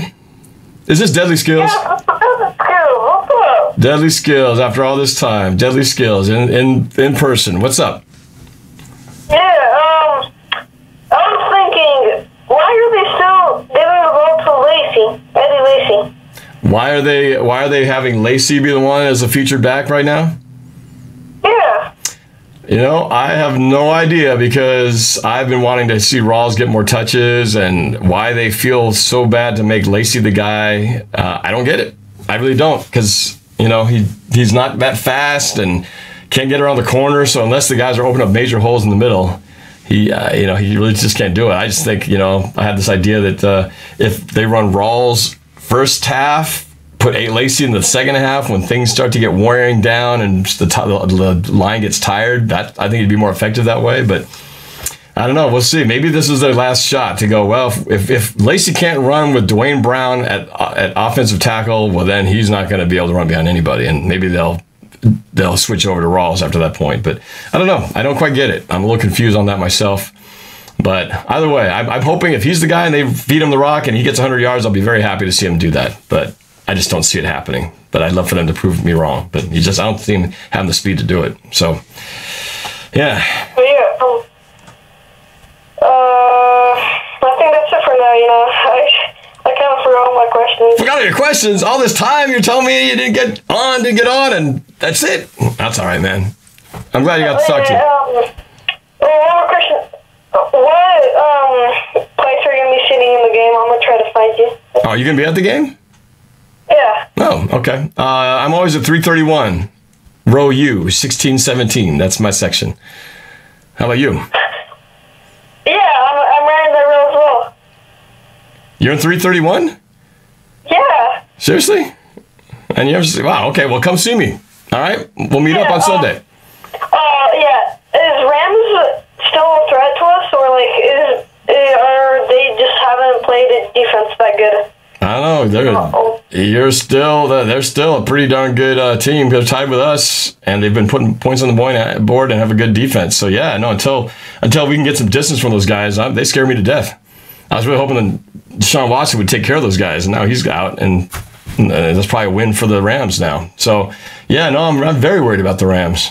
They could be a big issue, big thorn in our side of trying to get to another Super Bowl. So we got to take care of our division. It starts right there. So yeah, no, they're a big time threat until we can prove them otherwise. So yeah. Thoughts on 49ers not starting Jimmy Garoppolo? I don't know. They have not really committed, at least not that I know of, committed to putting him in yet. So I don't know what their plan on how they're going to use him yet at this point. I'm sure they will soon, but yeah, he'll probably be in there when we play him, whatever week that is. But personally, I think trading Jimmy was a bad move because Brady's getting old and they'll need a new quarterback. So yeah, that's a tough deal though, because if if Brady's going to be around for at least another year, you don't want to have they would have had to pay what do you call it? Forgot the term, but where you have to basically pay him that salary. I mean, they would be paying tens of millions to be a backup quarterback to Tom Brady, and that makes no sense. So yeah, they're kind of taking a chance, but if Brady gets hurt next week, well, then they're in big trouble. But as long as they keep him upright, it's a move that'll work until they find who their true backup quarterback's going to be. I think they're just counting on it. That's going to be, that Brady will take them all the way, as far as they'll take them this year, and see what happens next year. All right. Thanks for calling, man. It's good to talk to you. Yeah, you too. Bye. All right. Take it easy. All right. Let's see. Whoa, we got guys. This has been the longest on hold. I'm going to go to the 760. Patiently waiting from the 760. Who's this and where are you calling from? Hello? Hello. You're on with NorbCam. Who's this? Oh my gosh. I've been waiting for the longest time. Yes, you have. I appreciate your patience. What's going on, man? Also, I want to talk about Percy Sherman. Yeah? He hasn't been doing the best that I have seen for the past 4 years. He's been getting a little bit slower because he's been getting older. But, I don't know. I don't think that he should be playing. You don't think Richard Sherman? You don't think Richard Sherman should be playing? Yeah, because he's getting older and he's getting, let's just say, even like the rookies, let's say that. Rookies, wide receivers up there, been always outrunning him because everybody, like, everybody's young right now. The teams are getting new players every year. And it's getting faster wide receivers every year. Like Odell, when he was first year, he's very fast. Well, I guess what I have to say about that is, you know, I don't know. I'm not sure what intel you've been getting, but Richard Sherman has been pretty solid this year. Yeah, he doesn't have a lot of interceptions, but mostly because there's not a lot of teams throwing his way. And actually, for the first time at that Texans game was the first time Sherman really had gotten some passes thrown behind him. He's been pretty solid up to this point. So it wasn't like he was getting burned and guys were getting deep on him and getting touchdowns behind him. That certainly wasn't the case. He's been good, man. He's just, you know, he's been quietly being ignored over there because quarterbacks don't want to take their chances. So I think he's doing just fine. And everybody on our defense was tested with Deshaun Watson back there. So I didn't mean to say that he should not be playing. I didn't know what to say, so okay. All right. No, Richard Sherman's just fine. He's fine. He may not be the fastest guy in the world, but that guy's got good technique, long arms, and he's smart. So, yeah. No, he's... I haven't really seen anything. That's why it's pretty. Yeah, what you said. He's pretty quiet, you know. And whenever I see it, sometimes catch over him on time. I see when I'm watching the games. I see passes over him because they're already ahead of him. But yeah, he's okay. But there's some plays that it's a big mistake because it's around a 15-yard gain. And I don't think that's pretty good. But yeah. Yeah. All right. Well, okay. Well, we'll agree to disagree on the Richard Sherman thing. But anyway, thanks for calling in. I appreciate you holding on this whole time. So I know it's very patient of you. So thank you. And I hope you continue to watch me and call in next time we do this. All right? Yeah. Thank you. All right. Good night. Okay. Let's see. All right, someone's been waiting for over an hour here. So from the 720, here we go. What's up? You're on with NorbCam. Who's this and where you come from? My name is Britt. I'm calling from Denver. Denver, okay. Are you a Seahawks fan in Denver? A bit of a mix. I was until the absolute manslaughter of 648. Oh, so you were a Bronco fan before, and then you switched over to a Seahawks fan? No, I've always been a Seahawks fan, but I've kind of lost a bit of my loyalty after Super Bowl 48. Oh, okay, all right. So, what's on your mind, Seahawks Bronco fan? This is something that kind of concerns me. 9 Seahawks missed practice a few days ago, including Joel Thomas, Cam Chancellor, and my pick for Defensive Player of the Year, Bobby Wagner. Mm-hmm. Do you think that'll cause some issues? Do you think that'll bring back some of the drama we saw earlier in the season? Oh, I don't think there's any major issues. I mean, there's plenty of times when guys miss practices. A lot of times it's just because they're banged up. They just need time to recover. I'm unaware of any issues that are some kind of behind-the-scenes drama that is, unfolding that would be an issue with the players. I think the players are fine. Other than Earl Thomas, I think everybody else is good to go. Maybe they're questionable on the report, but I think I don't think we're missing anybody else, hopefully. But yeah, no, I think as far as the core of the guys, they're intact, and it's just a matter of players being banged up. There's a lot of injuries with a lot of teams, especially with the Redskins who are playing. So we're pretty actually healthy compared to a team like that who have double-digit guys in really bad shape. So yeah, no, I think we're okay. I think we're okay, other than Earl possibly being out this Sunday. Okay. Yeah. Anything else? Yeah, this is a side question. All right. Do you think Russell Wilson has, or do you think Russell Wilson is, or ever has been, an elite quarterback? Yes, I believe he has been, and I think that he is. I think he often gets forgotten just because we are kind of known because of our defense. But it takes a game like last week where he just throws out of his mind for people to kind of remember that he's still good. So, he just has to be more consistent. And again, I think if we can get some running game going, it's going to make Russell's, and the offense even that much better. We just have not been a very good offensive team until last Sunday, where we finally put a ton of points up. But we've been on such slow starts, and, we haven't had a lead yet in the first half. So until we can kind of show that, we can do it consistently, that's the thing we got to do. So anyway, but yeah, no, Russell's the guy, and he's back in the conversation for MVP. He might have a shot at it if he can pull it off. Yeah. Okay. Well, thanks for the call. All right. Thanks for calling. All right. Hold on a second. This is live TV. I can answer my door. Hey, thanks for having me over. I'm actually live doing calls on my show. But anyway, thanks for having me. All right. There you go. That's live TV for you. All right. I'm going to try to get a few more in here. I don't want to get whoever's left on here. All right. From the 425. Who's this and where are you calling from? Hey, my name's McNeil. I'm from Mukilteo, Washington. All right. From Mukilteo. All right. What's going on, man? What's on your mind? I'm just wondering how plausible you think it is that we could win the rest of the games this year. I think it's very possible. I'm kind of banking on it since I, put my prediction 14-2 at the beginning of the season. So I'm sticking with that until they prove me wrong. But, I think we'll see how it goes with I'm just hoping that Dwayne Brown being in there will just help jumpstart our running game a little bit.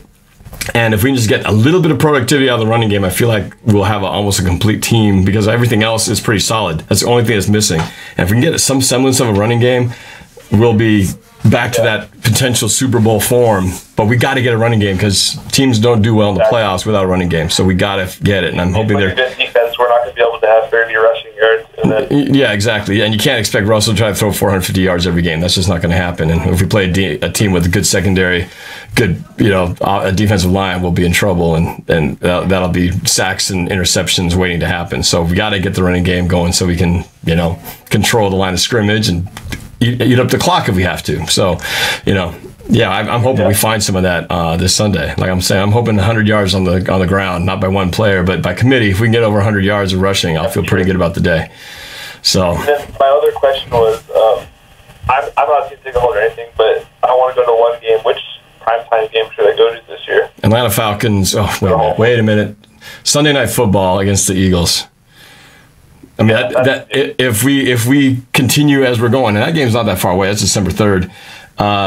That's going to be for number one seed in the NFC at that point. If both of our teams continue to win up to that point, it's an NFC number one seed battle of the birds. So Sunday Night Football against the Eagles is going to be right now. Circle on my calendar is the most, that's going to be an epic matchup with all the hype in the world with the way Carson Wentz and how he's got that team going and the way we're going. Collision course, barring any surprises between here and that game. Yeah. Well, so go to that one if you can.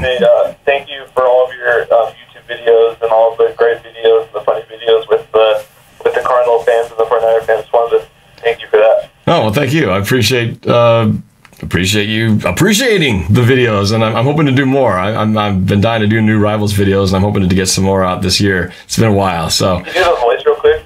You mean this voice? Is that what you're talking about? Eagles suck. Falcons suck. Cowboys suck. They gotta suck it. Anyway. All right, man. Have a good night. All right, good one. Take care. Go Hogs.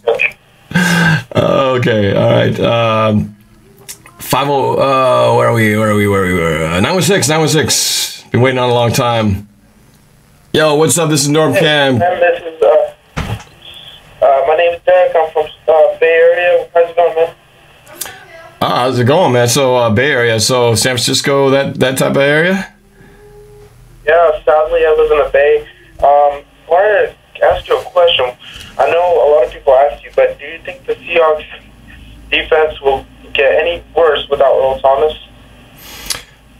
I think if he's only out for this game, we'll be okay. If he's out for an extended period of time, especially when we play the Eagles and the Falcons, teams like that, that would be bad news. If you have, that would be a tough situation without him. So if he's only out for this week, if the shorter amount of time, I think would be all right. If he's out for an extended period of time, that could seriously cause some problems for us.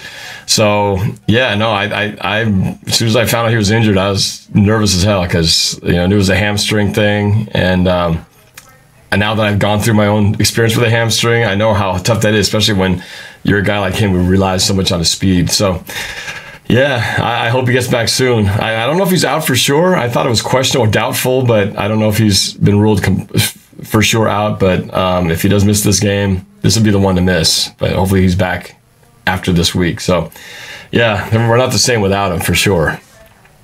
Yeah. Who do you think is the biggest threat in the NFC for the Seahawks right now? Well, in order, I'd probably say Eagles, Rams, Falcons. Falcons aren't as strong, I know, but Eagles, Rams definitely are the two teams I'm most concerned about. Yeah, I know you got some lines on here, so I'll let you go here. All right. Take my call. Go Hawks. Yeah, go Hawks. Thanks for calling, man. Appreciate it. All right. I'm going to do my darndest to try to get you on here. From the 713. What's up? This is NorbCam. Who's this? I'm Robert from Spring, which is a north suburb of Houston. Oh, Texas. Yes, sir. All right. Oh, so Houston. So, you are a Houston Astros fan?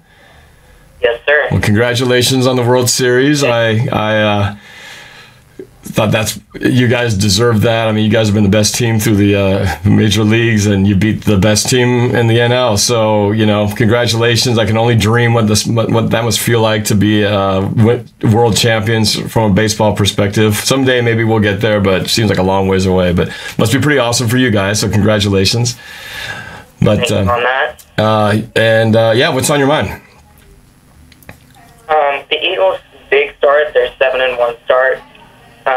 Do you think they'll be able to continue that success throughout the season? I'm hoping that they can't, but I fear that they can. And they look pretty solid. Their defense looks pretty legit. The biggest thing is they surrounded Carson Wentz with some really good weapons, and so now he's got some really good receivers to throw to, and their line's improved. I mean, they've kind of done, what they needed to do, because he's a very good quarterback, and now they've given him something to work with. So, frightfully. Remember, they lost their left tackle. That's right, because they got banged up that last game. So yeah, so I mean that's a big loss. We'll see how that impacts them. It's like they lost a tackle, we gained a tackle. So that might be enough to tip the scales. But again, it's one player, and that doesn't wipe out everything else that they got going. But I'm sure they'll have to make some adjustments there. But I think they're still a good team. But we'll see how they come out playing and how they handle the adversity. But yeah, no, they're good. They're definitely good. And that game we have in December is going to be huge. So yeah, they're good until they show us that they're not. But they're definitely on their way. Just like the Rams, their second year for their quarterback, and they're playing, showing that maybe he is worth his #1 draft status from last year after all. So yeah, both those teams, #1 draft pick, #2 draft pick from last year, both of them are on teams that definitely I worry about this season. What's that? Both those teams are young. Very young, yeah. So they're poised to, be around for a while, and they seem to have pretty good coaches too. So, yeah, it's going to be NFC West is going to be pretty tough. I saw the Rams kind of being the team coming up, because I knew the Cardinals were on that threshold of being too old and coming off the cliff, and 49ers were in a major rebuilding. And I knew the Rams were already kind of on the rise, and sure enough, here they are. So we're kind of smack dab in the middle of that Rams Seahawks kind of race for the division. So it's going to be a tough one, but it's fun too. So yeah. Do you think the Cowboys will be able to contend in the second half of the season and make a push for the NFC East divisional title? Well, I'm hoping this whole funny thing with the Ezekiel Elliott court battle, seeing that he was suspended, then not suspended, and again not suspended. This might work out perfectly, because if the fact that they're allowing him to play another week, I believe if he misses or plays one more week, that means if at any point during the season he gets that suspension and it sticks, we won't face him when we play him at the almost end of the year, because we're week 16, the second to last game of the season. So I'm hoping that we get the roulette lottery goes our way and we play them without Ezekiel Elliott. So that might work against their favor. Dallas is the type of team the Seahawks have struggled with in the past few years.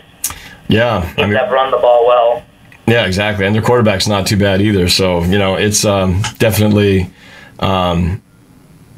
a team that I worry about, and I'm hoping that by the time we get to that stage, maybe we'll have enough of a sense of where we're at that game won't be too crucial. But I have a feeling every game down to the last one is going to be crucial in terms of playoff seeding and whatnot. So, yeah, Dallas is definitely circled on my calendar as a team to watch out for. I picked them as our number 2 loss. Like I said, I picked us going 14-2. Clearly, my first loss prediction was way off. I predicted we'd lose to the Giants, but that was when they were looking like Super Bowl contenders before they actually started playing in 2017. They're playing this year. Yeah, but I had the Cowboys as loss number 2, so I've already kind of circled that one as an L on the calendar. But if Ezekiel Elliott suspended, maybe that changes things. So we'll see. But we got plenty of work to do before then. But hopefully the Giants win this week against Los Angeles. Yeah, one can hope, but that's going to be tough. What's that? Not likely. Not likely. I mean, like I said, the Rams, unless something fluky happens, but the Giants are not good, and they got too many injuries in key positions, and the Rams they're potent, team with a very good offense and a good defense. I think they're gonna eat up the Giants. I'd love to see a major upset. That'd be like the upset of the weekend, but I don't think it's gonna happen. So we'll see. But anyway, thanks for calling. Appreciate it, man. Thank you. All right. Go Hawks. All right. A couple more here before we can wrap this up. Let's go to the 941. Patiently waiting. Hey, what's up? This is NorbCam. Where are you calling from? Hey, this is Kirill. I'm calling from Florida. Okay. What's on your mind? I just wanted to know that now that the defensive players, like defensive backs, are getting older, do you think that if offensive line is going to improve more, do you think that the offense is going to be the identity of the team? Do I think the Seattle's identity going to shift from defense to offense is basically what you're asking? Yeah. Well, if you were to believe everything about what was written this past week because of what happened last Sunday, you would believe that suddenly we became this offensive juggernaut. But I don't think that's the case. And Pete Carroll does not want that to be the identity of the team. He would rather us be running the ball 60% of the time and throwing it 40% of the time. Clearly, that hasn't been the case this year because we've had no running game. But I don't think that's the way they want it to go. But I don't think you want to rely on that either because we need to have a running game. But what I do feel like is that every year Russell has been basically going from where he was just like a game manager to a little bit more. Now I think he's now to the point where you could basically say that we are a team that can actually be more pass heavy than run heavy, which is something we never were. So I think while it's not Pete Carroll's philosophy, I think we could actually, I'm sure he had to adjust his sights based on our line performance and basically going, okay, well, we'll have to throw more than we expected, but it'll always be defense first. I mean, they put their money in the defense. So that's where we're going to have our money players. We got like 9 Pro Bowlers or something like that on that defense. How many Pro Bowlers do we have on our offense? And now they got Dwayne Brown. I think we have three maybe, I think maybe 4. So we have twice as many defensive Pro Bowlers. Jimmy Graham. Yeah. Yep. Dwayne Brown.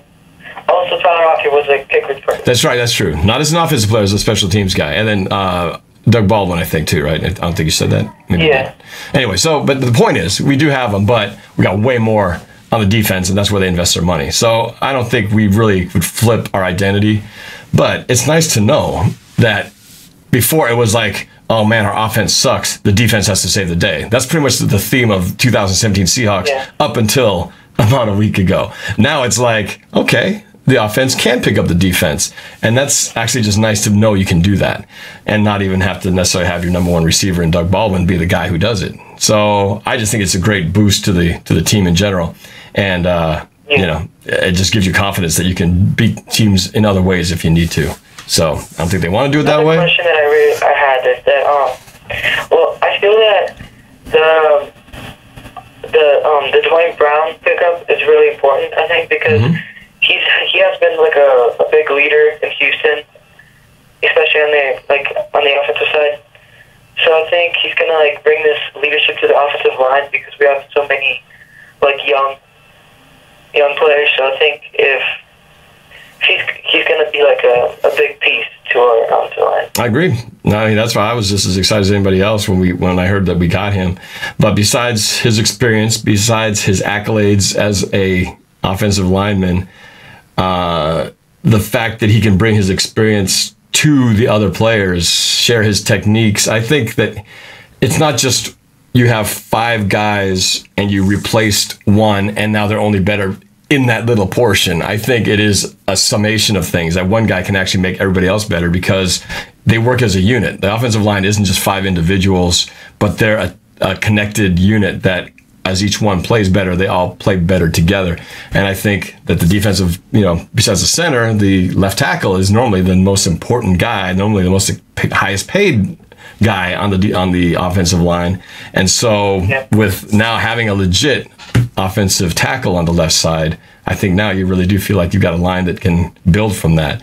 So hopefully that's the case. I'm hoping I'm not setting my expectations up too high, but I do have high hopes that he's going to make an impact immediately and that we'll see it on Sunday with an improvement in the running game and, pass protection. Thank you, NorbCam. Can you shout out my friend because he's a big fan? Can you say, hey, Jack, is this NorbCam or something like that? Jack? What about the last name? What's Jack's last name? Or you just want Jack? Jack Smilovitz. Jack what? Smilovitz. Jack Smilovitz. What's up? Yeah. Shout out to you from NorbCam. Hey, all right. Thank you so Thanks much. for calling, man.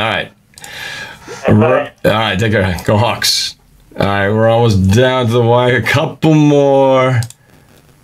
Let's go local here with the 206. What's up? This is NorbCam. Who's this? Hey, this is A from Seattle. A from Seattle. What's up? What's on your mind? So, in my opinion, Cam isn't really what he used to be, and we have a new rookie, 26, Shaquille Griffin, out same side with Sherman. How do you think that will affect the secondary, and especially with Earl injured? Well, we talked ad nauseum about Earl Thomas being out, and I guess just to not sound like I'm repeating myself too much on this, I feel like this is a good spot against the Redskins in this game. If we're going to be missing Earl Thomas, this is a good game to do it. Repeat your point again about Shaquille Griffin now. He plays opposite Richard Sherman. And what was your question in regards to Shaquille Griffin? How will he affect the secondary along with Cameron Sherman? Oh, I see what you're saying. I don't think there'll be a major drop-off. I feel like it's going to be putting actually more pressure on the linebackers and corners because I expect short, quick passing games from Kirk Cousins. And so I don't think a lot of deep passes, so I don't think they're going to be doing as much. Maybe we play more of a cover, like 2 deep safeties instead of a single high, like we do with Earl Thomas. So that might change the scheme up a little bit, but that's why I say the linebackers I think are going to be key in this game. Redskins have so many injuries. I mean, there's really no excuse not to win this game from a talent standpoint. We're definitely going to be the more stacked team because of just by attrition. The Redskins just don't have as many players on the field and a lot of key ones who are out. So I think this game comes down to a time of possession. I expect Seattle to win the time of possession.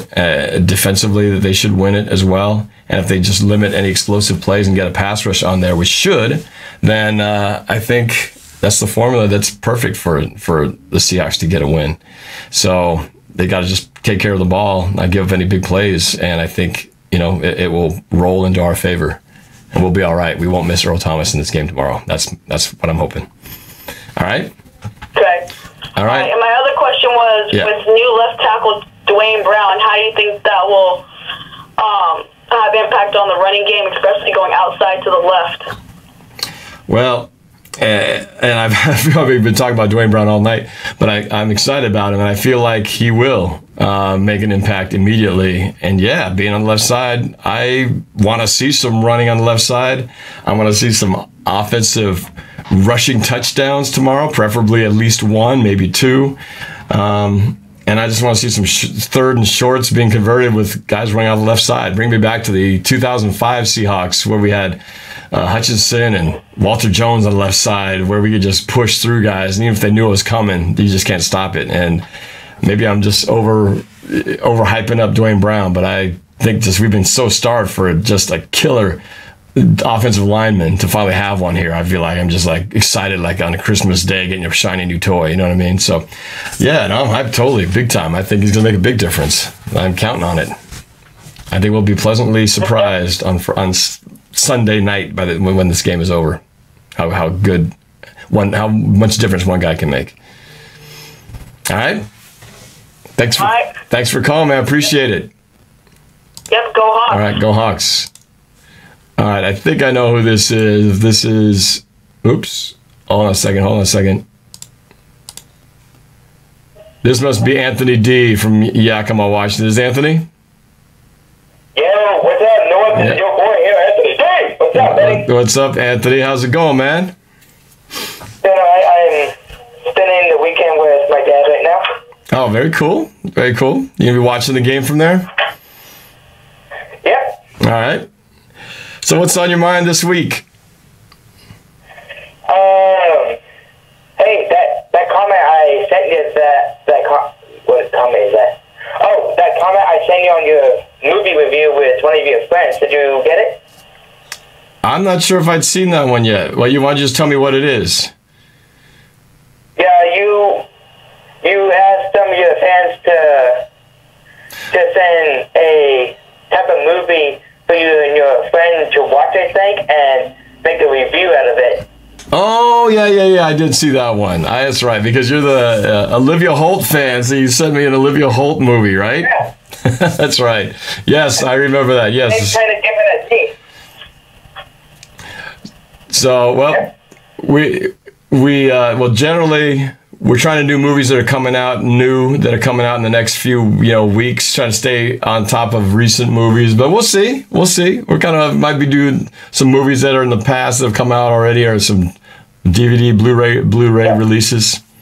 So we'll see. Take it into consideration. You should watch that movie. Same kind of different as me. I haven't got a chance to watch it yet, but you haven't even watched it.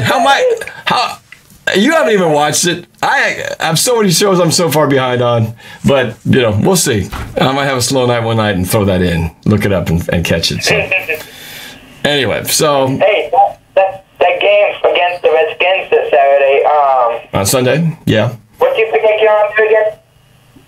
What was your question? The Seahawks game against the Redskins. What's your prediction on there again? Besides that, we'll win. I think so. We're gonna win. We're gonna win the game, and I'm hoping it won't even really be close. Expect a dominant win on Sunday. Okay. Yes. Hey, you want to hear something funny? What's that? I actually been waiting for 1 hour, 12 minutes, and 10 seconds. I've had some people waiting for longer than that, so it amazes me how patient some people are. But thank you for doing it. I know, I appreciate that you guys would actually spend your Friday night hanging out with me on the phone. That's shocking. Yeah, I called you first. I was confident I was gonna get your call for the first time today, but I had to eat dinner. Then I had to call and wait for an hour and 10 minutes, yo.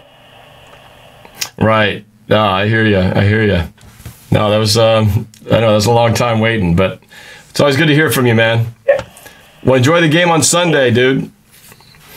Yeah, I will. Okay. Hey, a few more questions.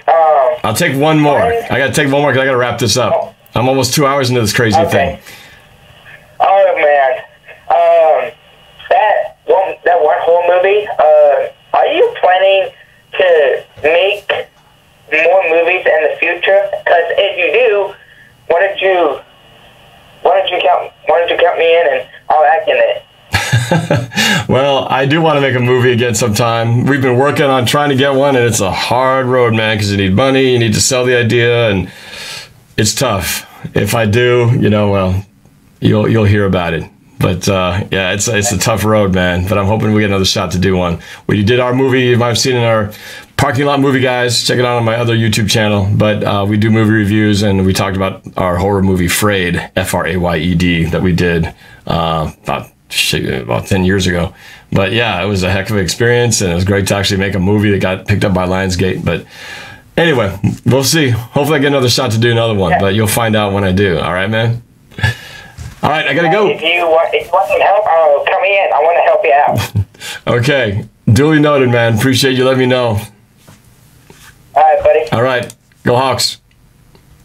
Go Hawks, and God bless you. All right. You too, man. Take care. All right. This is going to have to be the last one because I got to wrap this up. So the last caller is coming from the 281. What's up? This is NorbCam. Who's this? Oh, what's up? This is Drake. Drake? Yeah. Yeah. What's up? What's on your mind? I was wondering what you think about our odds of getting to the Super Bowl. What I think about our offense? What? What do you think about our odds of getting to the Super Bowl? I'm having a real hard time understanding you. Ask me one more time. If I don't get it, it might be the connection, but say it one more time. Our odds in getting to the Super Bowl. Oh, our odds in getting to the Super Bowl. Okay, well, I don't know what the odds are. I heard something like 12-1 at one point, something like that. But I don't know. I think they're pretty good. It's kind of one of those things that's going to change because halfway through the season, so many things are up in the air. And, there's going to be a period of 3 or 4 key games that are kind of decide which teams are going to fall off to the side, which ones are really legit shots. And we're going to have to win those key games, and namely the Rams, the Eagles, the Falcons, and the Cowboys. Those are the games that we go 3-1, we go 4-0, maybe even 2-2, and we've got a shot. But we do worse than that, we're going to be in trouble. So we have to do that. And I think we can win the division 13-3, maybe even 12-4 if the Rams stumble. But I feel like if we lose more than 5 games total, that's going to put us in a on the road type of scenario, and that's not worked out well for us. We have been to the Super Bowl every time we have home field advantage. So we got to get the division, and then we got to get the number 1 seed, and that's going to take beating the Eagles and all those teams I talked about. So I hope the Eagles fall apart. I mean, they look like a threat. I do too. They're the best team in the NFL right now. Somebody's got to knock them off. But I looked at their schedule, and they have a pretty soft schedule with the exception of playing us. They look like they've got teams that aren't going to be that tough to beat. So they're going to have to stumble hard against somebody. But that's all the more reason why we got to beat them, or it's going to be we're going to be looking up, chasing after somebody else. So, yeah. What do you think about Earl Thomas? He's going to be the next game after Redskins, right? Yeah, I don't know. I'm not sure how long they expect him to be out for, or if he's even out for sure this game. I think it's doubtful, but I don't think they officially ruled him out yet. At least last night I had not heard. But, yeah, the longer he's out, the less our chances are of winning these key games. We need him back there. He's one of our key players in our defense. Yep, he is. So we kind of go as Earl goes. I mean, Bobby Wagner probably is the most important key guy in our defense, but Thomas is right up there with him. So missing him is a pretty key cog in the way we defend and the way teams attack us too. So, yeah, I hope Earl can get back real quick. And, yeah, we're going to need every man up, especially him. So, all right. Well, thanks for calling, man. Got to wrap up my show. But thanks for holding on in there and being a part of it. Thank you for accepting my call. No problem. All right, go Hawks. All right, well, you know what? What the heck? I'm down to the last call. This will be the last call. This is the last call on the queue. So let's go to the 978 and wrap it up with this one. What's up? This is NorbCam. Who's this and where are you calling from? Norb, Yeah. can you hear me well? I can hear you well. All right, great, man. I'm glad you took my call. I'm very happy for you to take my call. My name's Oscar. I'm OJ here in Boston, all the way in Boston, Massachusetts. It's almost 1 o'clock in the morning. Wow. Thanks for staying on. Much thanks and appreciation, my friend. Well, thank you for staying on this long and staying up late to do this. So, now are you a Seahawks fan or are you a Boston, New England side fan? I'm not here to give you trouble. I'm here to thank you for helping me keep my Seahawks pride here in Massachusetts. It's not easy, my friend. Oh, so you are a Seahawks fan over there. That's got to be tough. Yeah, I've been a Seahawks fan since Jim Zorn and Steve Largent back then when Kurt Warner was a running back. Oh, yeah. I remember the days. That's when we first got our first taste of playoffs. First playoff taste back then in the early 80s. That is correct. So I just want to give you thanks just because of all your rivals videos and just seeing you going with your father to the games. It really helped me just keep my spirit here intact and how to just be a real Seahawks fan. Oh, that's because I've never been to Seattle to go to a game or anything, but I thank you for all you do for us Seahawks fans around the world. Well, thanks, man. I appreciate that, Oscar. And it's always amazing to me how many fans are following the team from all around the world and all around the country and everything, and especially those who are following me, because it's always great to hear from guys like you who have caught on to my story and watched my videos. Because I never knew where this was going to go, but just to hear how people have been, have been moved, entertained. Just how it kind of bonds their experience with other Seahawks fans who live so far away from here. It's cool to be able to know that I'm kind of connecting with them and giving a taste of what it's like here, with the team right next to, close to home here. So I appreciate that. Thank you very much. That means a lot. Yeah, it was really hard for me for Super Bowl 49, but, I got through it. I didn't think I was going to live, but I got through it. And I just think you're a great talent. I saw the video that you did with the girl from Philadelphia and just all the things you do, man. You're incredible at what you do. I'm not sure if you're an actor or not, but you have great talent at what you do and how you communicate with the people and how you are a fan of Seattle. It's just amazing. You don't know who you can touch with this. Well, thank you. I appreciate that. It's funny you mentioned Philadelphia because we are collaborating once again for the third time in honor of this epic matchup we're going to have on December 3rd. So we are working on a collaboration right now, frantically trying to get our stuff put together so we can have a video to release the week before that epic game. So Eagles and Seahawks on a collision course, and Norb in Philadelphia doing it too. So it's going to be fun. I think hopefully that the Seattle crowd will get into Carson Wentz's his strategies. I think that would throw him off. I don't think everybody's built like Deshaun Watson, but I could be wrong. Yeah, that guy's tough though. That guy's tough, and I don't know. Maybe his toughness might get him in trouble because that guy can, he's not afraid of getting hit, but that could be a dangerous thing for the guy. So far he's been pretty fortunate, but yeah, they got a pretty easy schedule looking ahead. So this game with us might be the biggest one, of the remainder of the season. So it's going to be a huge way to welcome in December and basically the final stretch to the playoffs. So I'm looking forward to it, But for now, we got to take care of the Redskins, take care of the one in front of us, and see where it goes from there. But don't want to know and move forward and go Hawks. And I really thank you for taking my call. Yeah, thank you. I appreciate your comments and all the kind words you had. So good luck with hanging in there in New England and Boston country. Stay Seattle strong out there in Boston. All right, we'll call back again next time. Strong. Yeah, Seattle strong. Yeah, but I hope to hear from you again, man. Appreciate it. All right, man. Thanks a lot, Norb. Okay. Have a great night, man. All right, you too. All right. Well, that is pretty much it. And thank you so much, guys. That was epic. Long 2 hours. I didn't expect to be on that long, but that was a heck of a lot of fun. And you guys made it so much fun to do. And hearing your questions, you guys have good stuff, and I do appreciate it. So again, thank you for watching NorbCam. Please remember to subscribe. Hit that subscribe button, like it and share it. And please put your comments in the comments section if you have any questions I didn't get to, so I can answer whatever you might have. But I will be live streaming from Century Field against the Redskins. And so watch my stream. Hopefully I'll have some exciting, fun reactions from that game.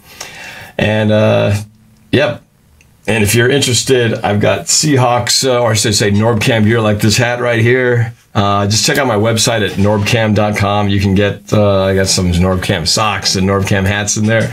And I'll be coming up with some t-shirts and other stuff in there as well, some eventually. So go check it out. And I appreciate you guys' support as always. And yeah, we'll catch you on the next one. I will be doing another. These Ask Norb things are a lot of fun to do, so I will be doing another one probably after the game. Maybe depends on how the game goes. Possibly doing one Sunday night, but if not, for sure, early next week, either Monday or Tuesday. But I'll allude to it once I'm ready to go. But yeah, thank you guys for watching. And again, please subscribe to NorbCam, and we'll talk to you guys later. All right, go Hawks.